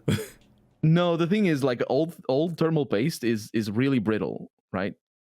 And when you take the old CPU out, there's flakes of it. And I was like, oh, this is gonna be fine. I can clean the CPU after I have it outside of the motherboard. Well, no. The problem is the flake came right out of the CPU as I took it, and right into the socket. And I was looking at it. I knew if I didn't touch it, it wouldn't go in. But then also I knew that vacuum cleaners are really bad. Don't do vacuum cleaners in computers. At least don't do it in blow mode. In suck mode, it's all right, but I didn't want to do that. I went and got an amplifier lens that's like the ones that you mount on a desk for working on like tiny little things, the ones that have a ring of light. And I have one of those, but it's not exactly what I wanted, but it's like a huge lens. And then I got a brush and a pincer, and I did surgery, and there was a little bit of thermal paste that is still in there, but it's working, so I'm fine with it. Because a lot of the CPU pins don't actually do anything, because it's like all retro compatible and things. So I was just like, okay, hopefully this works. It was very little, so little, but it was there. Even always just goes wrong every time I try to build a computer. Basically, it's a mess. The least eventful one was the time that Marty was like, I'll build your computer. And I was like, here's the kind of stuff I need. And then he like pretty much set it up. But then he accidentally ordered laptop RAM. So I got to go Oh, on like an hour-long drive to classic go mistake. find replacement RAM because the Classic RAM that mistake. he got didn't work with it. But that was like the Yes. chill version. The much worse was what led to that, which is that I ordered a pre-made computer online, and Mm. like it was like a month. I feel like it took like a month or a couple of weeks or something for it to even proceed. And right when it was about to supposed to be shipping, suddenly someone tried logging into my PayPal or something, and like it was like from Russia or some shit, and they didn't succeed because there was like verification or whatever. Like it was like, this isn't right, and didn't let them in. But as a result, PayPal panicked and backcharged all of my recent transactions, which led to my Oh. Steam account being locked and Oh. consequences on PlayStation. And also, even though I called them immediately to be like, oh, can we fix this? Can I redo the charge and everything or whatever? Like, they had literally already dismantled and canceled my entire order for the My computer, and God. so I'd have to start the whole process over again. And Jesus. Holy crap. that's when Marty was like, I could just build the computer, and we did, and then I accepted. But like, It's funny. I was so It's funny. fucked. I couldn't use my Steam It's account funny. for like 2 weeks. Oh, I think I remember you talking about that. Maybe maybe it wasn't while it was happening. You've mentioned it before, I think. Probably. It's funny because every time I've built a computer for a friend, everything goes smoothly. It's never an issue. It's only It's when always when you do it. Yeah, it's my own. It's just like my gaming computer has an issue with the RAM. Like I dare not take it out because it's like the most powerful RAM that is theoretically possible for this motherboard. It's like a second generation Ryzen, so that it's finicky as hell. And I know it works, but every time I mess with it, it stops working. And what happens when the RAM doesn't work is the computer doesn't boot. Like it doesn't do the post. It doesn't go into BIOS. It doesn't go into anything. And so and the problem is if you don't have RAM, it's the worst thing. So that is an issue. Another issue is that every time I mess with my computer cable, with my monitor cables, I always break a freaking display cable. Have you guys had that problem? Display cables just break. I pay like $15 for them. I think all of my monitors are HDMI. Oh wait, no. Oh no, I've got those weird HDMI looking other. Yeah, I guess DisplayPort is the new thing, huh? Yeah. Did I misspeak? Did I call No, I guess them you said display cable, and what I thought of was those the old pin ones, the Sorry, big boys. But I guess I DisplayPort is mean what they call them DisplayPort. now, huh? Yeah. Yeah, Those are good because they are locking, so they don't come out by themselves. You actually need to squeeze them, and they're good. They have more features, but they break every time I mess with it. Like I have like 3 cables already broken, and I keep them. Of course, I keep them. You know, you're gonna throw cables away? What is this? I'm not rich. There's like the concern of like broken. There's always the concern of which part of the process is broken. Like, can you trust it? Oh, I think it's the cable because it's like the sleeve itself that sort of breaks, and then the connections inside. Just anytime you move it is like, okay, well, no more connections. No more connections, only pain. Yeah. But Andrew is the one that has problems with computers as well. Well, he just always has technical problems. I always get nervous about any of these things in a lot of cases because of the fact that like so many of the people that know what they're doing seem to have way more technical problems than me. So I'm like, that doesn't seem to pay off. Being an enthusiast and complicating everything seems to only make things much worse. Yes, can confirm. Absolutely. So like whenever like I hear Effie say something like you should get a RAID drive or something, I'm like, that sounds like a word that makes my life worse when it stops working. Do you know I have a couple of hard drives set up in RAID configuration? Do you know what happens with that? Do you know what the downside is? What is the downside? Isn't the RAID configuration where it like tries to back up everything online or something? No. It's like a copy of itself. The RAID 1 is, I think it is RAID 1. The numbers change. It's like 2 hard drives essentially. Yeah, it's like you have 2, but they're doing the thing of 1. So if one of them fails, the other one has the stuff. There's other ways to do things differently depending on your things, but that's like really out there. For home use, all you need is like a copy of itself, and it's fine. But the problem is if your computer So there's two ways of doing it, and the better way is to do it through Windows. It's really simple to set up. Windows has that feature. Um, and you go into disk management and you create like a ghost drive. They call it a certain term. But the problem is if your computer shuts down as unexpectedly, the computer, when you turn it on again, has to go through all of the files to make sure they're still there, because it's basically rebuilding the RAID, even though it's not. It's just checking the files. So for like half an hour, because it's 3 terabyte drives, hard drives, like for half an hour, I can't use them because they're freaking accessing each other. And if the rest of the computer is weird, it's such a pain. And it was one of the reasons why UPS is very important. Don't let your computer shut down unexpectedly. But then crashes and things like that still cause that issue. It's a good thing to have a backup. Because dude, I had a panic moment not too long ago where just randomly my computer just turned off, like just poof, just black screen, and I'm like, there was no like other indications of any kind of power problem in the room. So I was like, what the fuck caused that? So I just spent the next 2 weeks in a constant state of paranoia, just wondering if it was something was going to happen again, and then nothing ever happened again. And I'm like, what the fuck? What was that one time? This computer's just trying to keep me on my toes. I don't know what that was. I have no idea, and I probably never will. It has happened to me, but usually it's weird things like after, like I usually get a crash, a blue screen of death, or something going on after installing Windows.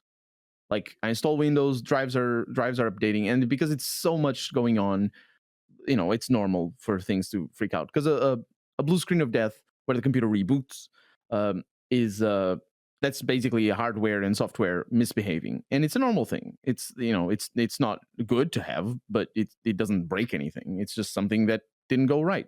If it doesn't happen again, it's nice. But after installing Windows, that happens. And I think that happened to me once where the computer, instead of rebooting, just shut down. And I was like, this is not good.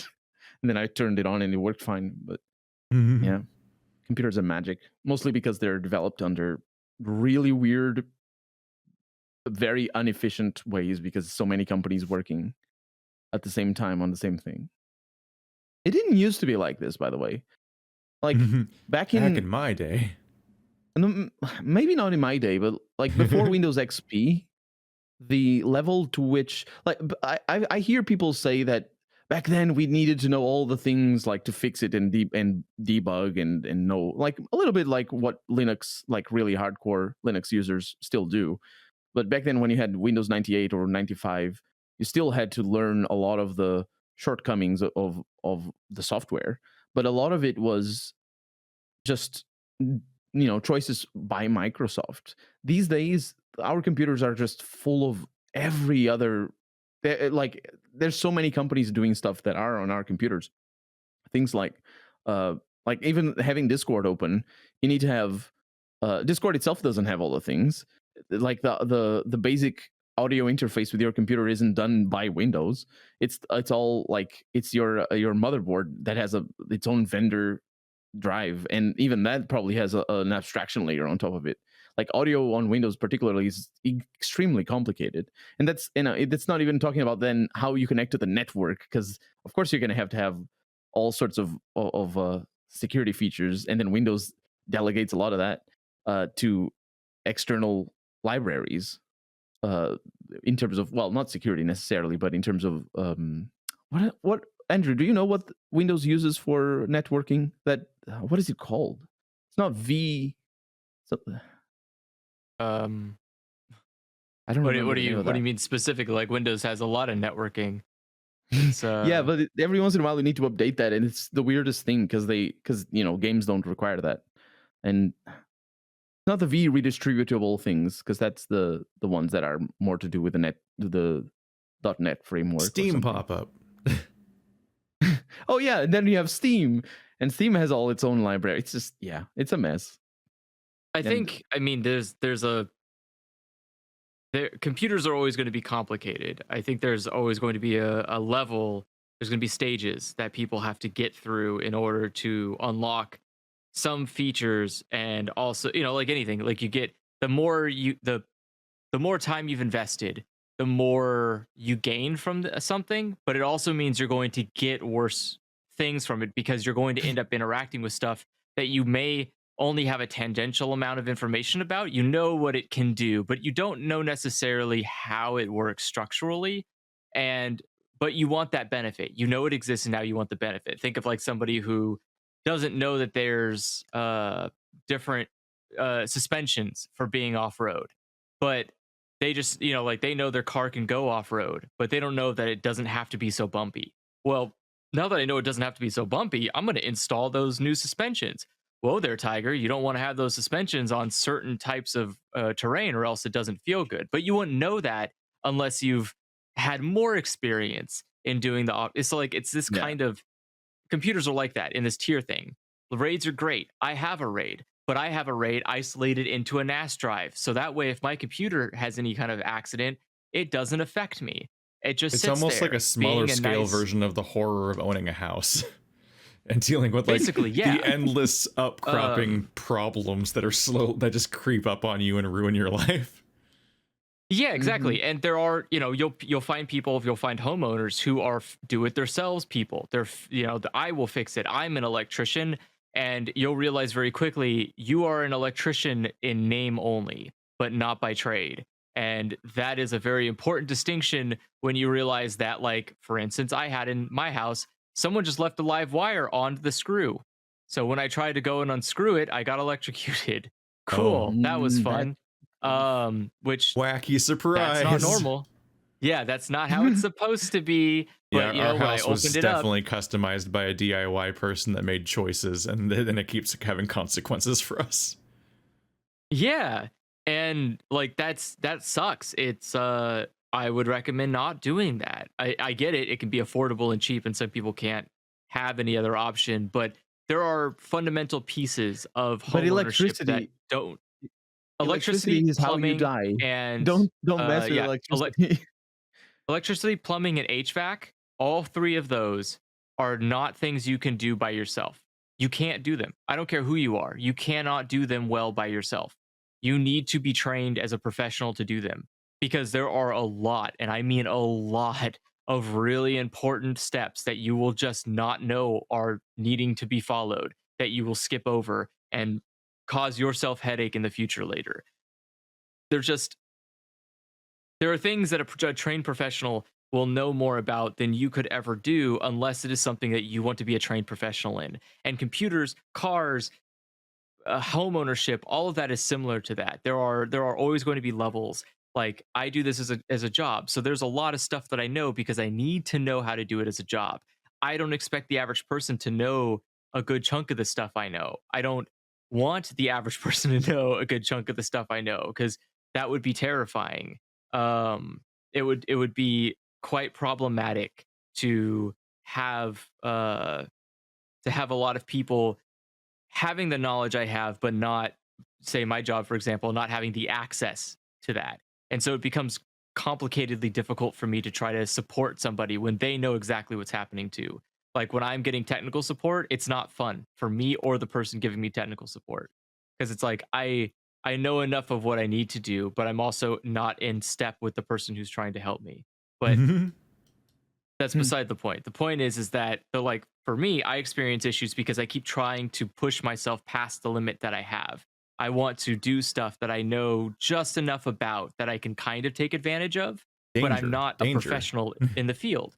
Yeah, like I know enough about networking that I could do networking support, but I don't know enough about networking to really get the most out of my router. So like right now I could technically install custom firmware on it, and that gives me full control over every aspect of it. I can control how fast ports are, what kind of speed, like quality of service other applications get on certain devices. I can do a lot. There's a lot of really very important stuff I can do if I knew what I was doing, but I don't. And I want to so badly know how to take advantage of that. If I could just figure out how to do traffic shaping and make it so that certain it's gotta be like the worst case scenario when you're trying to when you're trying to just fix someone's technical problem is that they're also trying to think, and it's like no, shut up. Don't have ideas and opinions. You're gonna make it all worse. So for me, my go-to strategy is just to let them do it. I don't give them the access to do it, but I let them think and talk about it. I say like, yeah, okay, tell me what you think we need to do. And I don't listen to them. I just go and like get everything prepped up so that way I can do the fix that I know needs to be happened. But it gives them this opportunity to get it all out of the way. They express like all this knowledge they have and can like gush about like, yeah, blah, blah, blah, blah, blah, blah. And I know that because I've done that. You mean when you're helping? Yes, when I'm helping. I thought you were saying that when you're getting help, you're like, blah, blah, blah, let them get out of their system when they try to say things. And I'm like, wait, they're going to help you. I do. That's what I'm saying, is that I know to do that because I've been that person. I've done that before.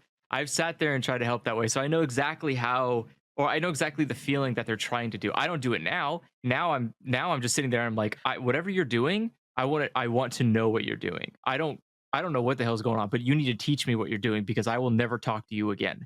I will do it myself next time. Like that's just the way I approach stuff. Is I just want to know how every single thing works, and that way I will never need people again.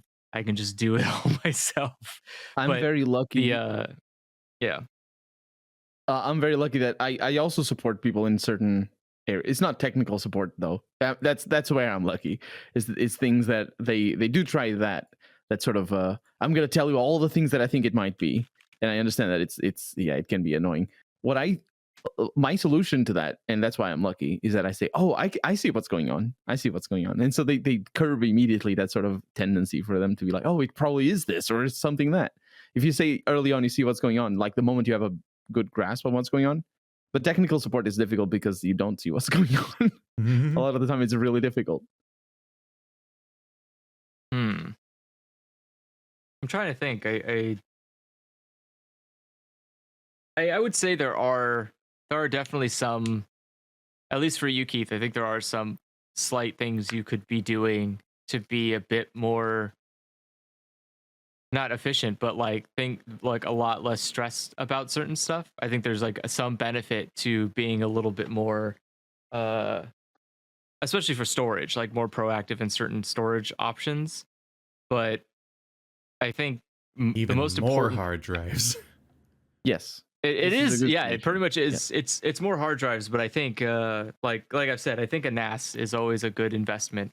I think there's you don't need something too fancy, just something that can store the data, because it's always good to have a non, like it's always good to have a backup kind of deal, especially in your line of work, for example, where the when you're down, like you can no longer make content, you cannot create the product you need to survive.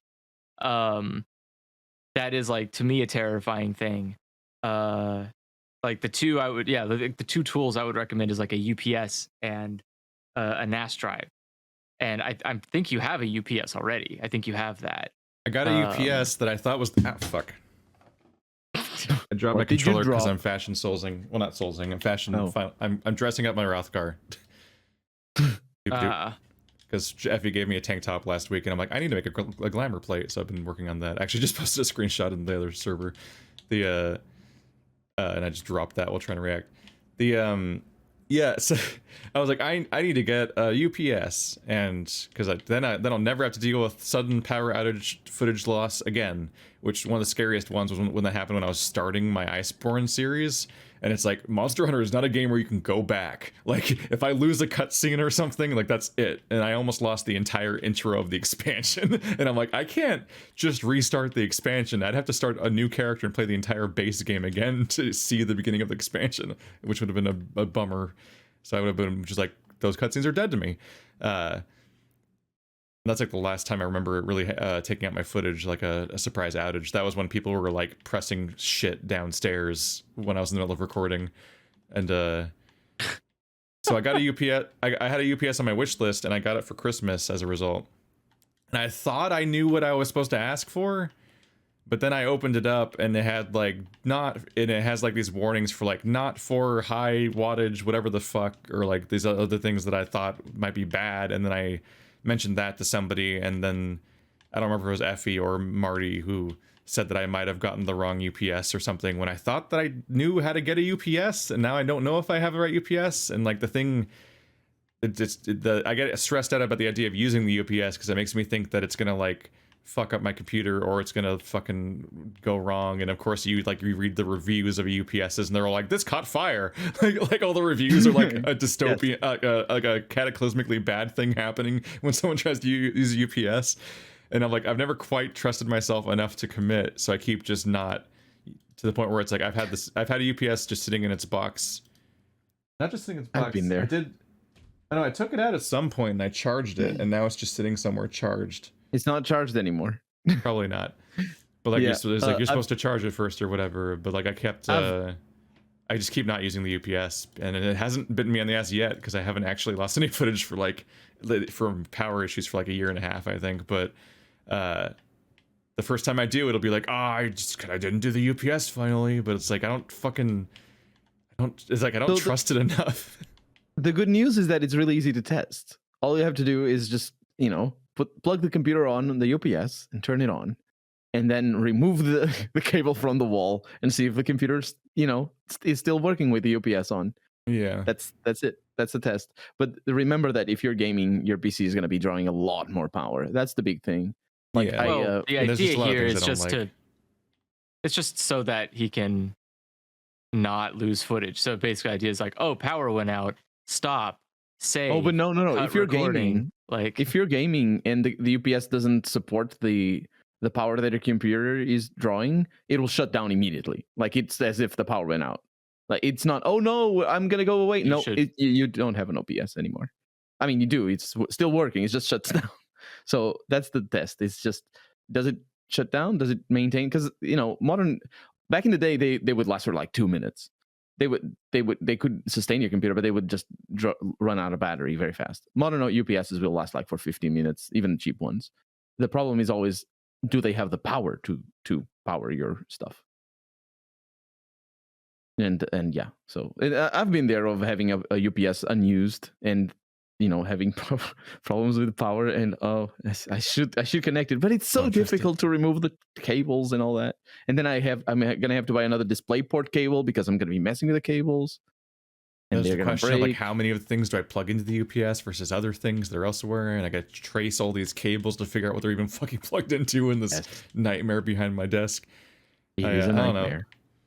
I don't know. I have other things that stress me out more hardware wise, where it's like, let's try to learn my DSLR, because I have a DSLR and I thought it reliably autofocused, but then I think half of my Monster Hunter video I think is me being out of focus because it locked onto something on my in the background instead, and I'm like, whoops.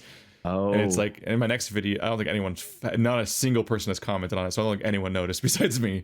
But I was like, what if in my next video I should probably like move the camera for each like chapter of the video and like try to like set up a different shot, and like that means having to figure out how to reliably focus on myself.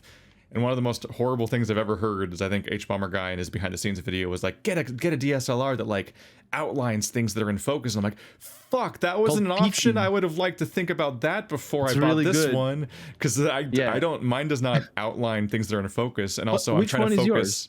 I'm also trying to focus myself, which means I can't be in the frame and using the DSLR at the same time. Yeah, I hate it. But which one is yours? I thought you had the same as mine. Is it not a Sony A6000? Let me check. I literally will never remember anything. I say A, but it's Alpha, actually. Alpha 6000. Oh, it's in the opposite direction. Oh. Logistics. Only in Dialog. I have a Canon Rebel T7i. Oh. Canon EOS Rebel T7. Why do you think I had the same thing as you? Because you mentioned it once, and I thought it was the same, but no. I don't think you mentioned it. I think we just were conversing here's about what happened is I thought I was going to totally research DSLRs because I love fucking specs and stuff, and instead I got too stressed out. So I just asked somebody. I just asked another video. Asked shit. What's her name? Attributing credit. Zoe but B. You forgot her name. Oh. I asked Zoe B what she uses, and then I just bought that one. Her videos look fine, and I just bought the exact model she has. That's some way to do it. She's a teacher that became a full-time video essayist when her channel took off in like the last year or so. And I was like, I'll just DM her and ask her exactly what camera she's using, and then I just bought that camera, and then it worked. I'm like, this seems fine. Wait, which camera did you say it was? You said it was the Canon EOS Rebel TI T7i. I thought all EOS had peaking, but that's the name of it. It's like you're peeking into the focus. I wasn't, because I've been looking at a DSLR myself, and the one I was looking at was also a Canon EOS, but yeah. But I don't think mine RP. I don't think mine features any features where it can like highlight what's in focus. And I'm like, that would be useful because you might be able to see the highlight from a distance when you're the one being in the focus. Because like I want to be able to sit in my chair and look at the rotated little preview screen and tell whether or not I'm in focus. And a tiny screen from across the room, you can't tell which parts of it are blurry from there. Hell, you can barely tell it's focus if you're staring at the screen up close, because it's like the DSLRs have tiny screens.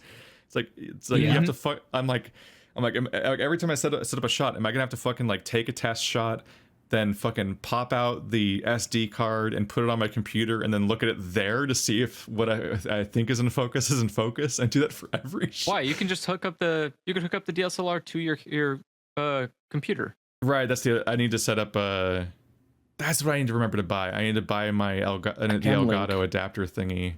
I bought one for me, and it works really well. Somehow works better than the Elgato. Because that's what I need to do, is to set up to speed up my process. I need to figure out how to do OBS. Yeah, I need to set it up for OBS, because I did my last videos via like recording onto a card and everything. But obviously, everything I can do through OBS is just my life being better. Camlink is expensive though. That's part of it. Yeah. But I've been splurging a bit. My video essay channel's just entirely indulgent. It's my loss leader. Your loss leader, yeah. Oh fuck! It's made like, I don't know. I can check, I guess. Has it made money? At one point, I was like, wouldn't it be cool if my channel like gaining monetization made it like algorithmically preferred, and I like saw a spike. I was kind of holding out hope that it would suddenly do better when I got sorry, I'm trying to navigate the dashboard and talk at the same time, and it went also, by. Zoe B has the cutest cat. Yeah. Let's see, last year, how much muns have I made, hun? I have almost made $10 on my video essay channel. I was gonna say 50. Nice. I've made almost $10. The leader being that the Monster Hunter video has made me almost $5 of that $10. Annihilation has made me 50 cents. I don't know how that works. Wait, what? Wow, big spender. Is my Annihilation video claimed or something? Because it says, in that time, Monster Hunter has made 5,400 views, and Annihilation... Oh, wait, no. Right. Because most of Annihilation's views happened before I was monetized, right? So I can't cross-compare. But yeah, that's how it do. So yeah, my video essay has made almost $10 so far, and I've probably spent, like, $2,000 on it or something. But that's Patreon. That's what Patreon's for, is to make it so I can do things even though they don't make money. And I'm pretty sure even for big video essay channels, it's all Patreon. Even like if you're getting 5 million views a video, like you're a super big channel, right? But you're only making a video every 3 or 4 months. Like, that's not enough.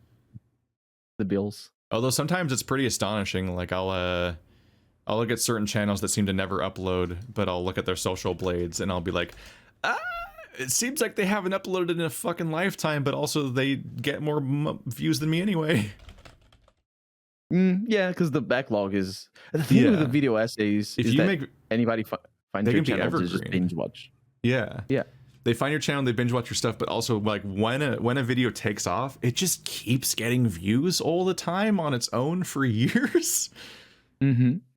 That's the thing is like when you run a Let's Play channel, any Let's Player will remember like what particular playthrough on their channel just gets a weird number of views. Like they'll like list them off usually, because every now and then you just look at your own profile and you'll sort by most viewed, and you're like, huh, yeah, that one's up there now, huh? Like fucking our old channel was like, here's our Hulk video of like making Hulk in Saints Row, and it was disgustingly viewed. It had like 300k views when the rest of our videos had like 10 views. It's still the highest viewed video on the channel. Sad Games, yeah. And like for me, it's 314,000 views. Yeah, for me, it's like Wasteland and Divinity and We Were Here and Samarast of all things. State of Decay 2 multiplayer for some reason. Oberdin's up there, and it's like video essays. Every video can be that. Like you'll make thousands of Let's Play videos, and it's like a weird anomaly when one of them goes bizarrely well. But like when you make non-spammy content, that's just like what content is. Like it can just take off, or at least that's what it looks like when you look at the successful channels. You're just like, fuck yeah, you regularly upload videos that get more views than you have subscribers, which is like a foreign concept to Let's Players. For a Let's Player, you're for regulars. Yeah. For a Let's Player, you're used to getting comments that are like, huh, you have this many subscribers but this many views, dead channel. And it's like, that's what Let's Plays are, bro. That's how the format works. But yeah, when you make completely other kinds of content, you'll get fucking like double the views of your own subscriber count on a regular basis, and you're just like, that's okay, sure. Like fucking like Zoe B made a Pokemon because I still have her tab open from when I was checking. She had to make a Pokemon tier list 2 weeks ago and has 219,000 views, and she only has 145,000 subscribers. Like it just expands beyond your channel. This poem does not exist from 9 months ago. 334,000 views. That's more than double her subscriber count. Like that's just a thing that it just be. Whereas like it is so many of my most viewed videos are still barely passing my subscriber count. Really? Yeah. Because wait. If I sort by most popular, which is like it's 6 videos per row, when I get to the when I get to the end of the 4th row, which is Wasteland 2 Part 2, it already has fewer views than my subscriber count. So by that metric, 23 videos have ever 23 of my videos I've ever uploaded out of 16,573 have a higher viewer count than my subscriber count. Just 23. They're mostly part 1s. Shockingly, because that's how it do. That's why it's also really stupid when somebody's like, oh, the drop off on these videos. So it's like, have you never looked at Let's Plays before, bro? That's what they do. Like, especially since so many of the views are like, oh, this is free on Epic this week. I just wanted to Google it for 2 seconds, and they're not even looking for a Let's Play, but they click on your Let's Play to look at the game for 2 seconds on mute, and that counts as a view. So like yeah, the Wasteland 2 is a part 2. The Wasteland 2 Part 2 is my 24th most viewed video. The other 23 are all part 1, are all part 1s of series. That's just how it do. And then yeah, like the next part will be massively less viewed, and then after like 5 parts, it like plateaus, and that's like what the actual viewership was of people that actually watched the playthrough, as opposed to like browsing and being like, guy talks, I hate that. I look at my numbers, and I see like some of the best series that have like more than 2,000 or 3,000 views per video down until the last 100 episodes or something. I'm like, that did well. And I like to think that all of the series will go there someday. No, they won't. There's series that nobody watches anymore, either because the games just don't matter or because somebody else does it better. It can definitely be an experience where you're just like, oh, that thing sure grew when I wasn't looking. Like that's surprise. Like the entire series is now very viewed in a way that I didn't notice until just now. One of those for me was Sunless Skies. When I was putting it up, nobody was watching. It was, not nobody was watching, but it wasn't like one of the popular series. and I really enjoyed Sunless Skies. It wasn't. It had its downtimes and downsides, but whenever the story was going, whenever there was dialogue and writing, I was like, yeah, this is the good stuff. And I'm really proud of it, honestly, and thinking that, like, at the time I was just doing it, going through the motions of doing a let's play, but then it started to go up after a while. That's good. The good shit. Does it happen to you? Internet. Does it happen to you often? Just the surprise viewership of just something just gets a series just kind of takes off. Yeah, after the fact. Yeah. Mm-hmm. Yeah, State of Decay 2 is one of those for sure.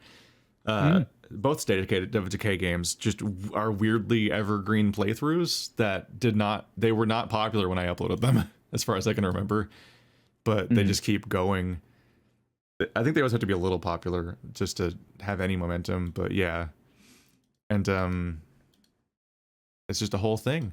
What is it? I think you probably have the experience too, where like you look at your dashboard and you look at like whatever your currently most viewed videos are, and it's like there's usually like a chunk of them that are your new uploaded videos of like, what's popular. There's a section of analytics that's like what has the most views this month. And like a chunk of it's probably your current audience is watching your new videos that you just made, is what you expect. But then there's always like surprise, like that thing just keeps going. For me, it's Disco Elysium. Like I've just gotta go make season 2, because Disco Elysium it's always in my top 10 videos of ever given month is part 1 of Disco Elysium, like from 3 years ago or 2 years ago. Damn. You should do a part 2. Yeah, it'd be my director's cut playthrough where I'm a horrible fascist, and I'm like, I'm sure happy I don't have to read all this dialogue because it's horrible.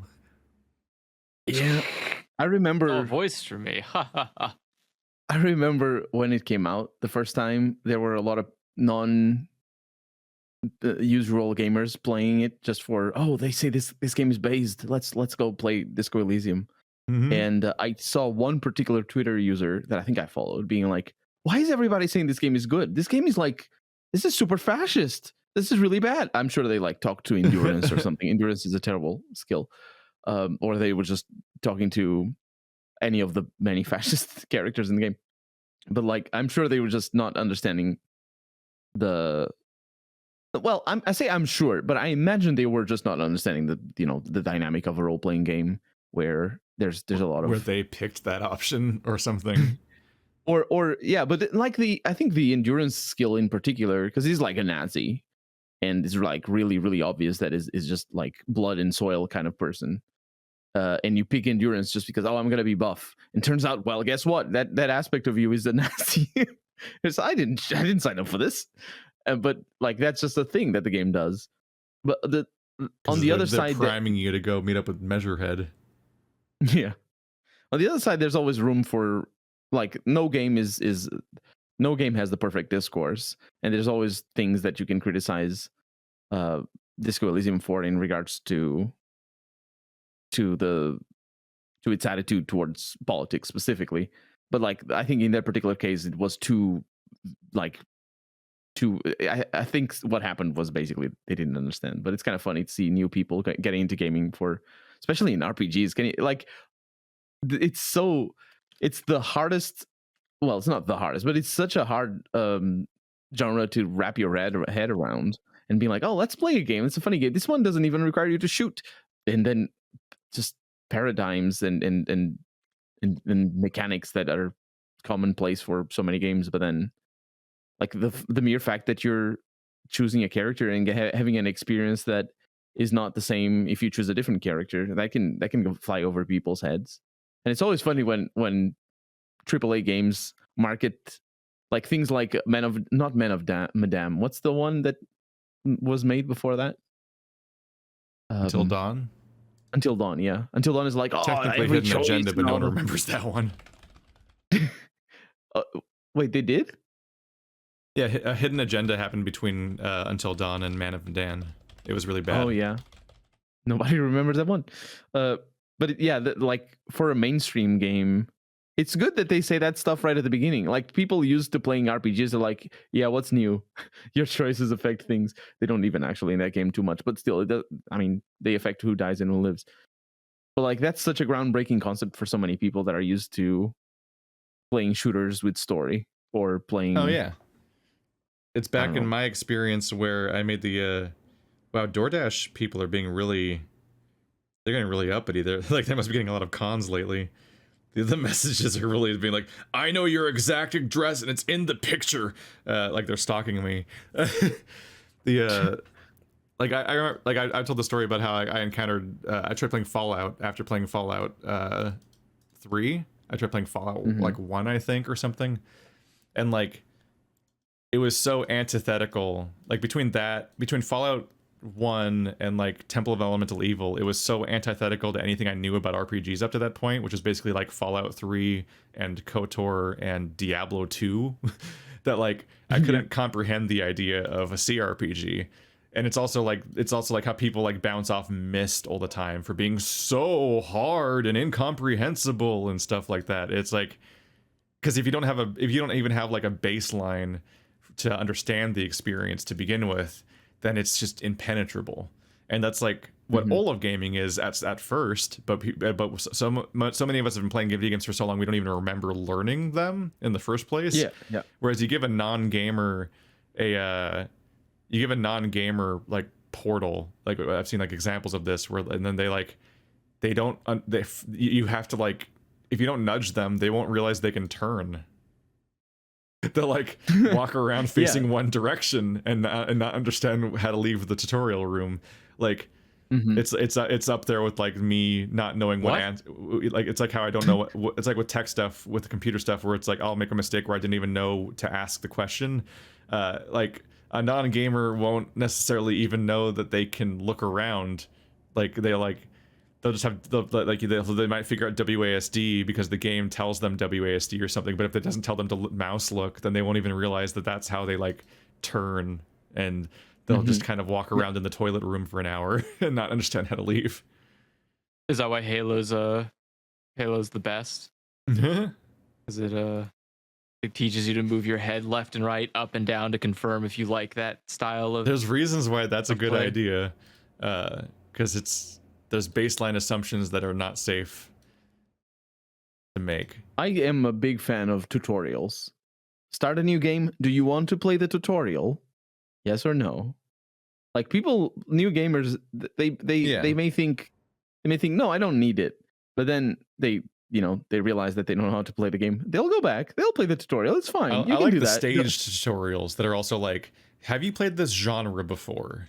Okay, I'll just tell you how to play this game, as opposed to like, I'm gonna treat you like you just were born, and it's like there needs to be an in between, because I understand, like I just said, the value, especially a game like Portal, which is like good on ramping. Like that's a good way to teach people video games to an extent, because it's so like non-pressured until until the end where you've learned it. Hopefully, like you can just hang out and trial and error. You can be stuck in one room for 3 hours, and it doesn't really matter. Like it's a decent way to teach first-person games to people. So I understand the value of teaching people how to even play video games at all, but so many video games have no in-between. So it's like, would you like to learn literally nothing about how to play the game whatsoever, or would you like the baby mode where we spend half an hour teaching you how to walk, and then finally it's like, and here's the fucking gambit system? And it's like, okay, first of all, the people that didn't know how to walk 10 minutes ago aren't ready for the gambit system, so this is already a bad tutorial for them. But I had to go through the part about how to walk when I just wanted to hear about the gambit system, which is just me inventing a fucking JRPG and your like mechanic system. Like I'm just making up words, but it's probably a real thing. It's a generic enough title. Like tutorials are a mess. One of these days I'll make a fucking video where I just try to run through the worst tutorials I can find and just explain what's going wrong. So I'll always remember Star Ocean 4 as a game I never played, because I just like launched into like the 1 hour long tutorial and learned this obnoxious combat for an hour of just like, and now we're gonna learn about the flanking and shit. And then like by the time I was done with that, I was exhausted and I didn't want to play the game. And like a year later, I looked up footage of someone playing the game and they're just fucking mashing the attack button. Ultimately, it's like it's not it's like a shallower version of Tails combat, which is shallow in its own right. And it's like, we did not need to teach me like, it's like how like they were essentially like teaching you every fucking edge case. It would be like if Diablo 2 had a tutorial on critical hits. Like, it's like, you don't need to do that. Like, it's one of the worst tutorials I've ever seen, because it was an hour of going down a menu of listed things and be like, I don't know, they put it here, it must be important. And on the other side, you have the games like Paradox games where I don't think they even have a tutorial. They're just super complex. I mean, I have at least one video of like maybe Crusader Kings 2 or something, where it's me playing a tutorial for 90 minutes and never finishing it and being like, oh, hope you guys like this Let's Try where I never even learned how to play the game. Bye. Yeah, 90 minutes doesn't sound like enough to learn how to play a game like that. I didn't even learn how to play Civ 5, and we did a fucking like 15-hour playthrough of it. I know I usually learn if I'm gonna like the game if I like learning how to play it, and when it is a game like that. I knew I would like Europa Universalis 4 because it took me like 10 hours to learn all the nooks and crannies of the basic controls, and I liked that. That was a fun 10 hours. So I knew I was gonna like it. But then I knew I wouldn't like Crusader Kings 2 specifically because I didn't like learning about it. But then Crusader Kings 3 is a lot easier actually to learn. It's also a lot simpler, I feel. People in the know say it's not, but I'm not in the know. I want Twilight Imperium, the video game. That sounds like it would take forever. Yeah, I feel like you'd be sitting at that video game like longer than you would not take nearly as long as Civ games do. It'd probably be, in fact, Twilight Imperium as a digital game would be faster than the real one, probably. And the real one, it's like 4 to 12 hours, depending on player count and expansion and pace and so on. But like, I like Twilight Imperium a lot, and I would like to be able to play it with friends in a better situation, even if the at the table experience is kind of part of the thing. But like, you know, people play D&D online too. I think it's time to wrap up. We make do. Any closing thoughts? I think. Or I am. I think that cats with long whiskers are not as good as cats with short whiskers. Okay. They're just not as good. I think if I could live anywhere with anyone of any time, I would go live in Vietnam with Nixon. We went to Nixon now. Okay. Wow. You sure he doesn't have like a damage aura?